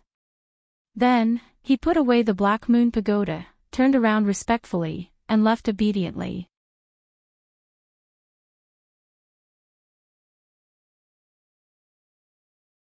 Chapter 902. As soon as Qiu Wuyuan left the courtyard, the sound of sweeping stopped. Shouchen walked towards the door with the broom in his hand. Yan Wuchen, who was standing on the stairs, narrowed his eyes and shouted, "Stop! What do you want?" The handsome Shouchen slowly turned around and looked at Yan Wuchen. He said respectfully, "I just want to go out for a walk. You are not allowed to leave this courtyard without my permission." Yan Wuchen said sternly. Shouchen was startled, but he nodded and said, "Yes." He walked to the big tree beside the door and leaned the broom against the tree. Then, he walked towards the main hall without a word. He walked up the stairs and bowed to Yan Wuchen when he passed him. Then, he walked into the house. When he reappeared, he was already walking out from the back door of the main hall.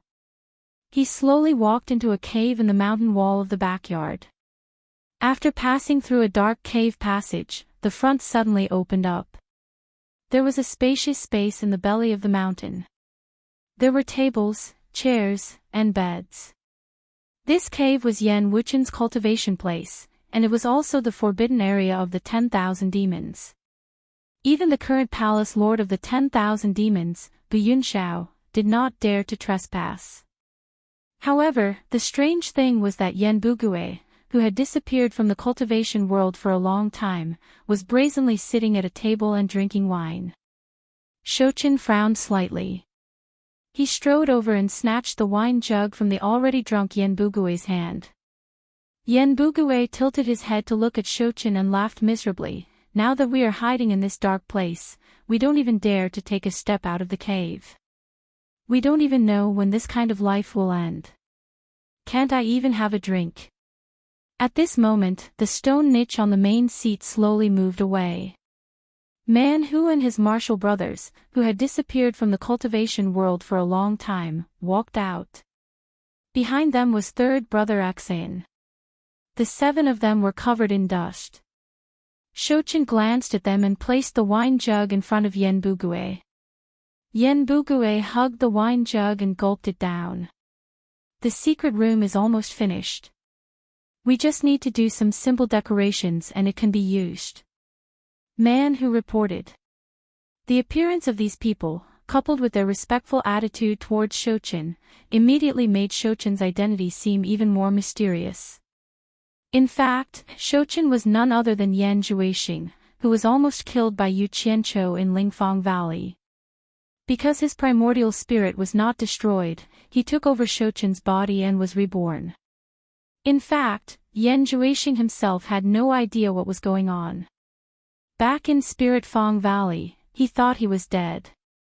Who knew that when he woke up, he would find that he had returned to the side of his grandfather, the 10,000 demons. After waking up, Yan Juexing realized that his demonic arts had been destroyed and he had changed beyond recognition. Fortunately, he was still alive with another identity. The strangest thing was that Yan Juexing realized that Shouchen's body had already been forged into a demonic body. It was as though his body was naturally prepared for him. Yan Juexing could not understand such a strange phenomenon. In the end, he could only attribute it to the magic of demonic arts. However, Shouchen was originally someone who served Yan Wuchen. After being reborn after being taken over by Yan Juexing, his words and actions were naturally very different from the original Shouchen. It was impossible to hide from Yan Wuchen's eyes. After a slight contact, Yan Wuchen immediately noticed something suspicious. Yan Zhuixing did not hide anything. He still needed Yan Wuchen's help if he wanted to recover, so he told Yan Wuchen the truth in full detail. Yan Wuchen was shocked when he learned about this. He did not expect such an unbelievable thing to happen. Although Yan Zhuixing had become a rat that everyone wanted to kill in the cultivation world, Yan Zhuixing was his grandson after all. He could not bring himself to kill him, so he could only take him in quietly. However, what happened next was that his son, Yan Bugue, Man Hu, and the others had somehow gotten the news that Yan Zhuixing was here and had come back. This made Yan Wuchen very uneasy. The cultivation world was now the world of Yu Qianqiu, and Yan Zhuixing was the person Yu Qianqiu had ordered the world to kill. If the news of him taking in Yan Zhuixing and the others was spread, it would undoubtedly bring disaster to the 10,000 demons. However, the 10,000 demons did not belong to his 10,000 demons. Yan Bugue and Yan Zhuixing were his son and grandson. It was easy to say that he would put family before family, but it was very difficult to do it. Although he was in a dilemma, Yan Wuchen knew that cultivators always spoke with their strength. The reason why Yu Qianqiu could command the world was that he was now the #1 expert in the world. Yan Wuchen subconsciously felt proud that his own grandson was able to make Yu Qianqiu feel a deep sense of fear. As for whether or not his grandson cultivated some evil demonic art, it didn't matter to Yan Wuchen because he thought of himself as a demonic cultivator. Therefore, Yan Wuchen hoped that Yan Zhuixing would have the strength to challenge Yu Qianqiu. It would be best if he could kill Yu Qianqiu and then Yan Zhuixing himself would ascend to the throne of the world's #1 expert. At that time, no one in the world would dare to criticize the Yan family. Instead, they would spare no effort to criticize Yu Qianqiu. However, he was also worried that Yan Zhuixing would fail again because he could not afford to fail. At that time, the whole 10,000 demons would be implicated. Therefore, while he was trying his best to help Yan Zhuixing in his cultivation, he kept restricting Yan Zhuixing. Before he had the strength to fight against Yu Qianqiu, he was not allowed to leave this place at will. Devouring a nascent soul and using a virgin body to cultivate. After Yan Wuchen saw the bloody scenes of Yan Zhuixing's cultivation, he felt terrified. Only then did he realize that the demonic cultivation method his grandson cultivated was very different from the demonic cultivation method he knew. It was extremely evil. Seeing that Qiu Weiyuan's arrival had attracted Yan Zhuixing's interest, Yan Wuchen was shocked. He mistakenly thought that Yan Zhuixing wanted to attack his disciple. However, he did not know that Yan Zhuixing was not interested in Qiu Weiyuan, but the things in Qiu Weiyuan's hands. Secret room. Ha! Yan Zhuixing suddenly shook his head and laughed. I really did not expect that there would be a magical weapon from the demonic world hidden in the 10,000 demons. I have been thinking for a long time and wanted to forge a magical weapon that I could use. I did not expect it to be right in front of my eyes. I actually saw it today. The few of them looked at each other. Man Hu asked suspiciously, there is a magical weapon from the demonic world hidden in the 10,000 demons. How is that possible? Yan Bugue, who had been drinking wine by himself, stopped and started to ponder. I also thought that it was impossible, but I saw it with my own eyes just now. It can't be wrong. Yan Zhuixing said in high spirits, before the demonic god ascended to the divine world, he left behind a magical weapon for his descendants. It is called the Demon Blade.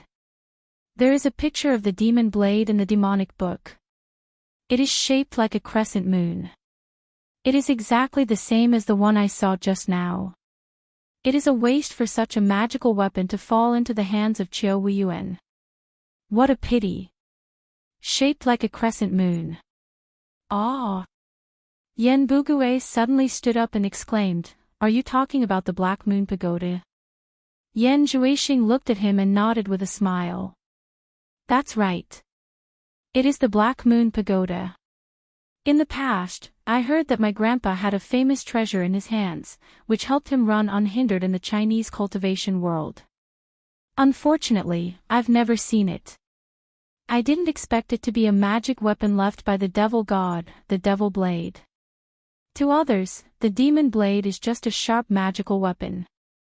But to me, it can only be used with the corresponding demonic technique to truly display the monstrous power of the demon blade. If we knew that the Black Moon Pagoda was the demon blade, we would not have ended up like this. The outcome of the battle at Lingfang Valley is still uncertain. Man who was pleasantly surprised. Since the demon blade is so powerful, why not ask the old palace master to bestow the Black Moon Pagoda to junior brother so that you can take revenge for master? No rush. A demonic red light flashed in Yan Juixing's eyes. He snorted. Because of our impulsiveness, we have already suffered too many losses. We cannot do things that we are not confident in anymore. Besides, my cultivation and my damaged primordial spirit have yet to recover, so we can't act rashly in case someone discovers us. Let's leave the Black Moon Pagoda in Qiu Wuyuan's hands for the time being. When I recover, it will be a piece of cake to take it back. Even if I get it now, I cannot cultivate that profound demonic technique in my current condition. Speaking of the damage to the primordial spirit, Yan Juixing still had lingering fears. After the 7 demonic spirit serpents that were refined from the 7 strands of his primordial spirit were destroyed by Yu Qianqiu, it was equivalent to his primordial spirit being heavily injured. Logically speaking, he should have died on the spot, and at the very least, he should have become an idiot. However, he was able to reincarnate and maintain his consciousness, which was a miracle. Hearing what he said, Man Hu and the others felt that it was a pity. However, they also knew that no matter how eager they were for revenge, they could not be too hasty. Otherwise, the losses would outweigh the gains. Yan Bugue, who was holding the wine pot, suddenly stared at Yan Juixing and sighed. Indeed, you cannot be impulsive anymore. This Yu Qianqiu caused you to become like this. You must not let him go. Sigh. If your mother sees your current appearance, she will definitely hate me to death. Ha! It's not a bad thing to become like this. At least I can deceive people now. Yan Juixing stood up and touched his face. He said disapprovingly, as long as my primordial spirit is still my primordial spirit. When my primordial spirit recovers and my cultivation reaches a certain level, it will be a piece of cake to restore my original appearance. As soon as he said that, the few of them looked at each other in confusion. Yan Juixing immediately laughed and explained, in the demonic book, there is a great technique of reincarnation. As long as the primordial spirit is not destroyed, one can occupy another's body and be reborn. Although I have not cultivated it yet, I believe that my rebirth this time has something to do with this great technique in the demonic book. After the reincarnation, as long as your cultivation reaches a certain level, you can perform the last step. It is called birth of the devil's heart. It is similar to what we commonly call appearance from the heart. It is a kind of feedback from the inside to the outside. Whatever your primordial spirit is, your physical body will be the same. At that time, I, Yan Juixing, will still be me. Who can tell that I have reincarnated? Ha! Ha! Savage laughter reverberated in the belly of the mountain.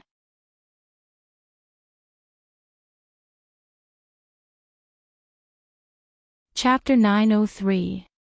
In a small conference room on the 21st floor of the World Commerce Association, Yu Qianqiu and Nongzhu sat facing each other for a long time, separated by a round table. There was no other reason for them to sit here but because Nongzhu couldn't stand it anymore. Not only did he listen to Yu Qianqiu's orders all day, but most importantly, Yu Qianqiu always made him do odd jobs and make him do anything that was embarrassing. Putting aside the matter of distributing flyers when the World Chamber of Commerce had just been established, now they had given him a task to welcome guests at the main entrance. As long as a female customer came, he, Nongju, had to rely on his good looks to persuade the female customer to buy something. Nongju was quite unhappy with this arrangement.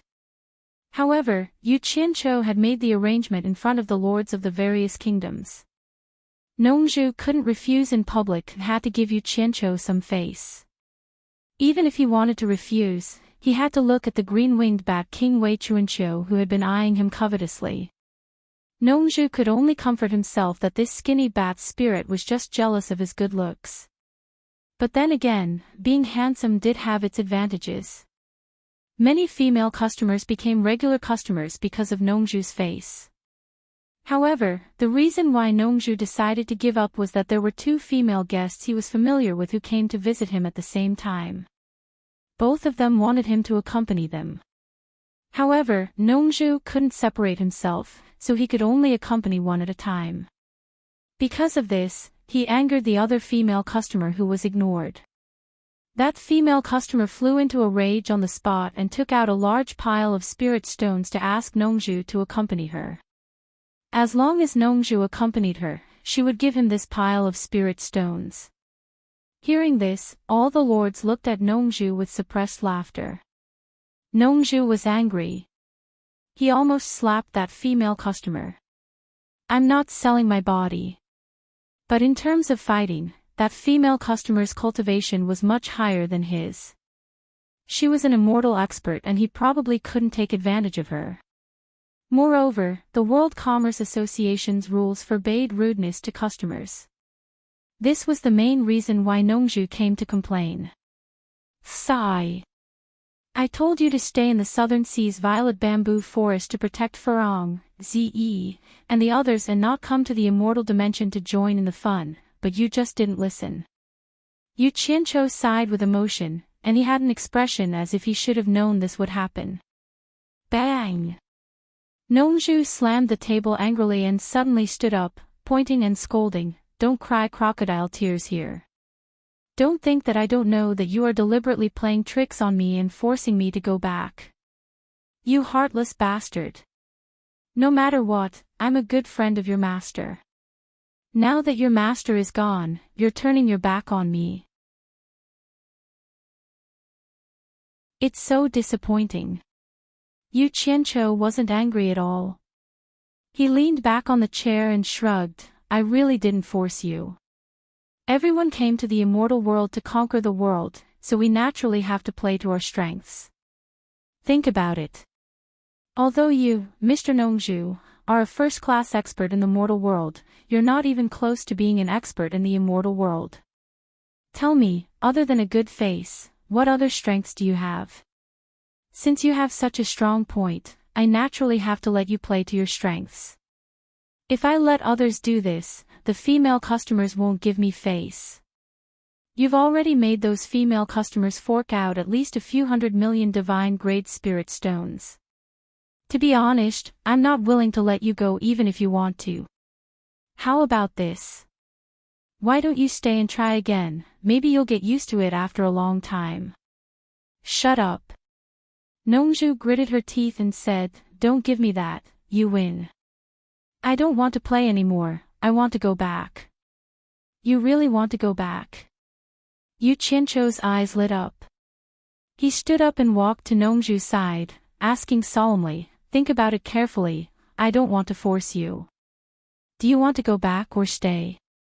I can't keep you company, I want to go back. This shout almost caused Yu Qianqiu's face to be covered in spittle. Yu Qianqiu didn't say anything else and immediately brought him to another room. There was a teleportation array that he had pretended to set up. A burst of smoke gradually dissipated, revealing the underground palace that the meditation cultivator had dug out. Nongju snorted coldly, flicked his sleeves and left. Yu Qianqiu shouted from behind, Send my regards to Farong and Ze. Nongju ignored him, leaving Yu Qianqiu shaking his head with a bitter smile. The reason why he deliberately forced Nongju to leave was because he was worried about Farong and the others' safety. He still had no idea what was going on with that unkillable Yan Juexing. There were almost no top experts in the mortal world. If Yan Zhuixing appeared again, ordinary spirit-severing realm experts would not be his opponent. Leaving a late-stage spirit-severing realm expert, and one who had a close relationship with Nongzhu, would put him at ease. Even if Nongzhu could not deal with Yan Zhuixing, at least she could buy some time for him to come. After sending Nongzhu away, not long after Yu Qianqiu returned to the World Chamber of Commerce, someone came to report that Shui Mingqing of Chaotian Palace had come and was in the living room. Yu Qianqiu raised his eyebrows. He knew that Chaotian Palace wanted to check the situation because they did not see Immortal Palace deal with him after waiting for a few days. It would not be long before people from other sects also came. He sneered and said, "If people from other sects come to find me, just say that I am not here." The lord in charge of running errands immediately took the order and left. As soon as Yu Qianqiu arrived at the living room on the 6th floor, Shui Mingqing strode over, cupped his hands and apologized, "Brother Yu, I'm really sorry, I can't come out." He immediately told the reason, and it was similar to what Wanling had told him. Seeing that he told the truth without hiding anything, Yu Qianqiu finally felt a little estrangement in his heart. He waved his hand and invited him to sit down. The two looked at each other, and Yu Qianqiu asked, "What did your master ask you to come this time? Did he respond to the purchase of elixirs from World Chamber of Commerce?" Shui Mingqing hesitated for a while, and finally told the truth. "Actually, this time, my master mainly asked me to ask you whether people from Immortal Palace came to find you. As for the purchase of elixirs, my master said that your World Chamber of Commerce has caused too much trouble. Not to mention Immortal Palace, even Heartless Palace will not let you go. There is no way to cooperate with you at all. In the short term, Chaotian Palace will not consider cooperating with you. He said that if you ask about this, don't say anything definite. Just say that you are still waiting for the sect's reply, and he can't make the decision." Damn it! When Yu Qianqiu heard this, he kicked over the rattan chair on the side and sneered in his heart. He now saw clearly that in the case of unequal strength, he was not even qualified to cooperate with others on an equal footing. He was completely snubbed by others, and they did not treat him seriously. It seemed that he had no choice but to play hard. Seeing that he was angry, Shui Mingqing immediately comforted him. "Actually, you don't have to be angry. My master did this because he doesn't want to take responsibility. If you really want to purchase elixirs, there is a way." "What way?" Yu Qianqiu asked casually with a lack of interest. "Wu Xiong, the commander of Immortal Palace's foreign affairs, will be getting married soon. At that time, even if the sect leaders do not come in person to congratulate him, they will send people whose status in the sect is second only to the sect leader to attend. Chaotian Palace naturally cannot avoid it. You and Mu Tianjiao are friends. Why don't you take the opportunity to go to congratulate her and contact the people in Chaotian Palace who can speak to you directly, so that you don't have to push the blame to my master here?" Shui Mingqing came up with such an idea. "I will go to Mu Tianjiao's wedding." Yu Qianqiu pondered and suddenly set up a soundproof enchantment. He dragged the rattan chair to sit closer and asked, "Can you find a way to help me get the elixir recipe of your Chaotian Palace?" This. Shui Mingqing was shocked, but he knew that he was tied to Yu Qianqiu's boat. He couldn't help but smile bitterly. It's not difficult to get some ordinary elixir recipes that the disciples in the sect use to practice. But that kind of elixir recipe doesn't seem to be a secret in the immortal world. You can also ask about it elsewhere. I think the elixir recipe you want is not such an ordinary elixir recipe. Yu Qianqiu chuckled, sat up straight and said, "To tell you the truth, we are brothers, so I have nothing to hide from you. I originally wanted to purchase elixirs from your Chaotian Palace through normal channels, but your Chaotian Palace simply disdains to earn our little money. Since that's the case, there is nothing more to say. I am a straightforward person, and I don't have so many twists and turns in my mind. I don't care what kind of elixir recipe it is, I want all of them. You can think of a way to help me borrow a copy of these elixir recipes. He still had some self-cultivation. Although to put it bluntly, he still used the word borrow in a roundabout way, so that it wouldn't sound too bad to say, steal. Ah. Shui Mingqing was so shocked that he jumped up and waved his hand repeatedly. This is impossible. I haven't even broken through to the immortal realm, and I don't even have the qualification to enter the scripture-seeking pavilion. How can I steal all the elixir recipes? What's more, the real top elixir recipes are carried by my sect leader. I can't even get close to him, so how can I steal things from him? Oh. No hurry, don't worry. I'm not even in a hurry, so why are you in a hurry? Sit down and talk slowly. Yu Qianqiu waved his hand to comfort him. He knew that he was a little too hasty, but there was no other way. He still had a large group of brothers waiting behind him. How can I not be anxious? Brother Yu, this is too dangerous. Don't scare me. I really can't do anything. Shui Mingqing said with a bitter smile. There is always a way to solve things. Aren't we discussing it? Yu Qianqiu coughed and said with a smile, is your scripture-seeking pavilion the place where elixir recipes are kept? Not only elixir recipes, but also the various cultivation techniques of my Chaotian palace. Seeing that he still didn't give up, Shui Mingqing put on an attitude of explaining the pros and cons and said in detail, elixir recipes and cultivation techniques are divided into levels. Only when you have reached the corresponding cultivation level will you be qualified to enter the corresponding level to read. As for the scripture-seeking pavilion, outsiders can't barge into it at all.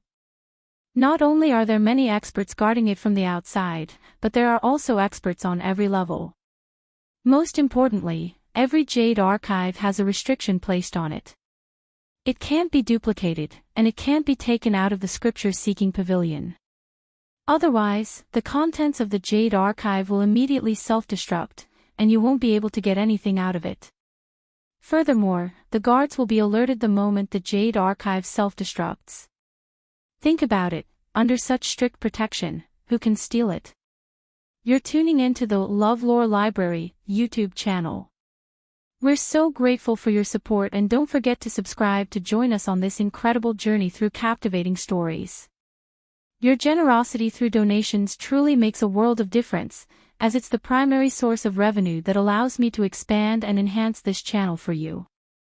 Thank you from the bottom of my heart for being a part of this adventure.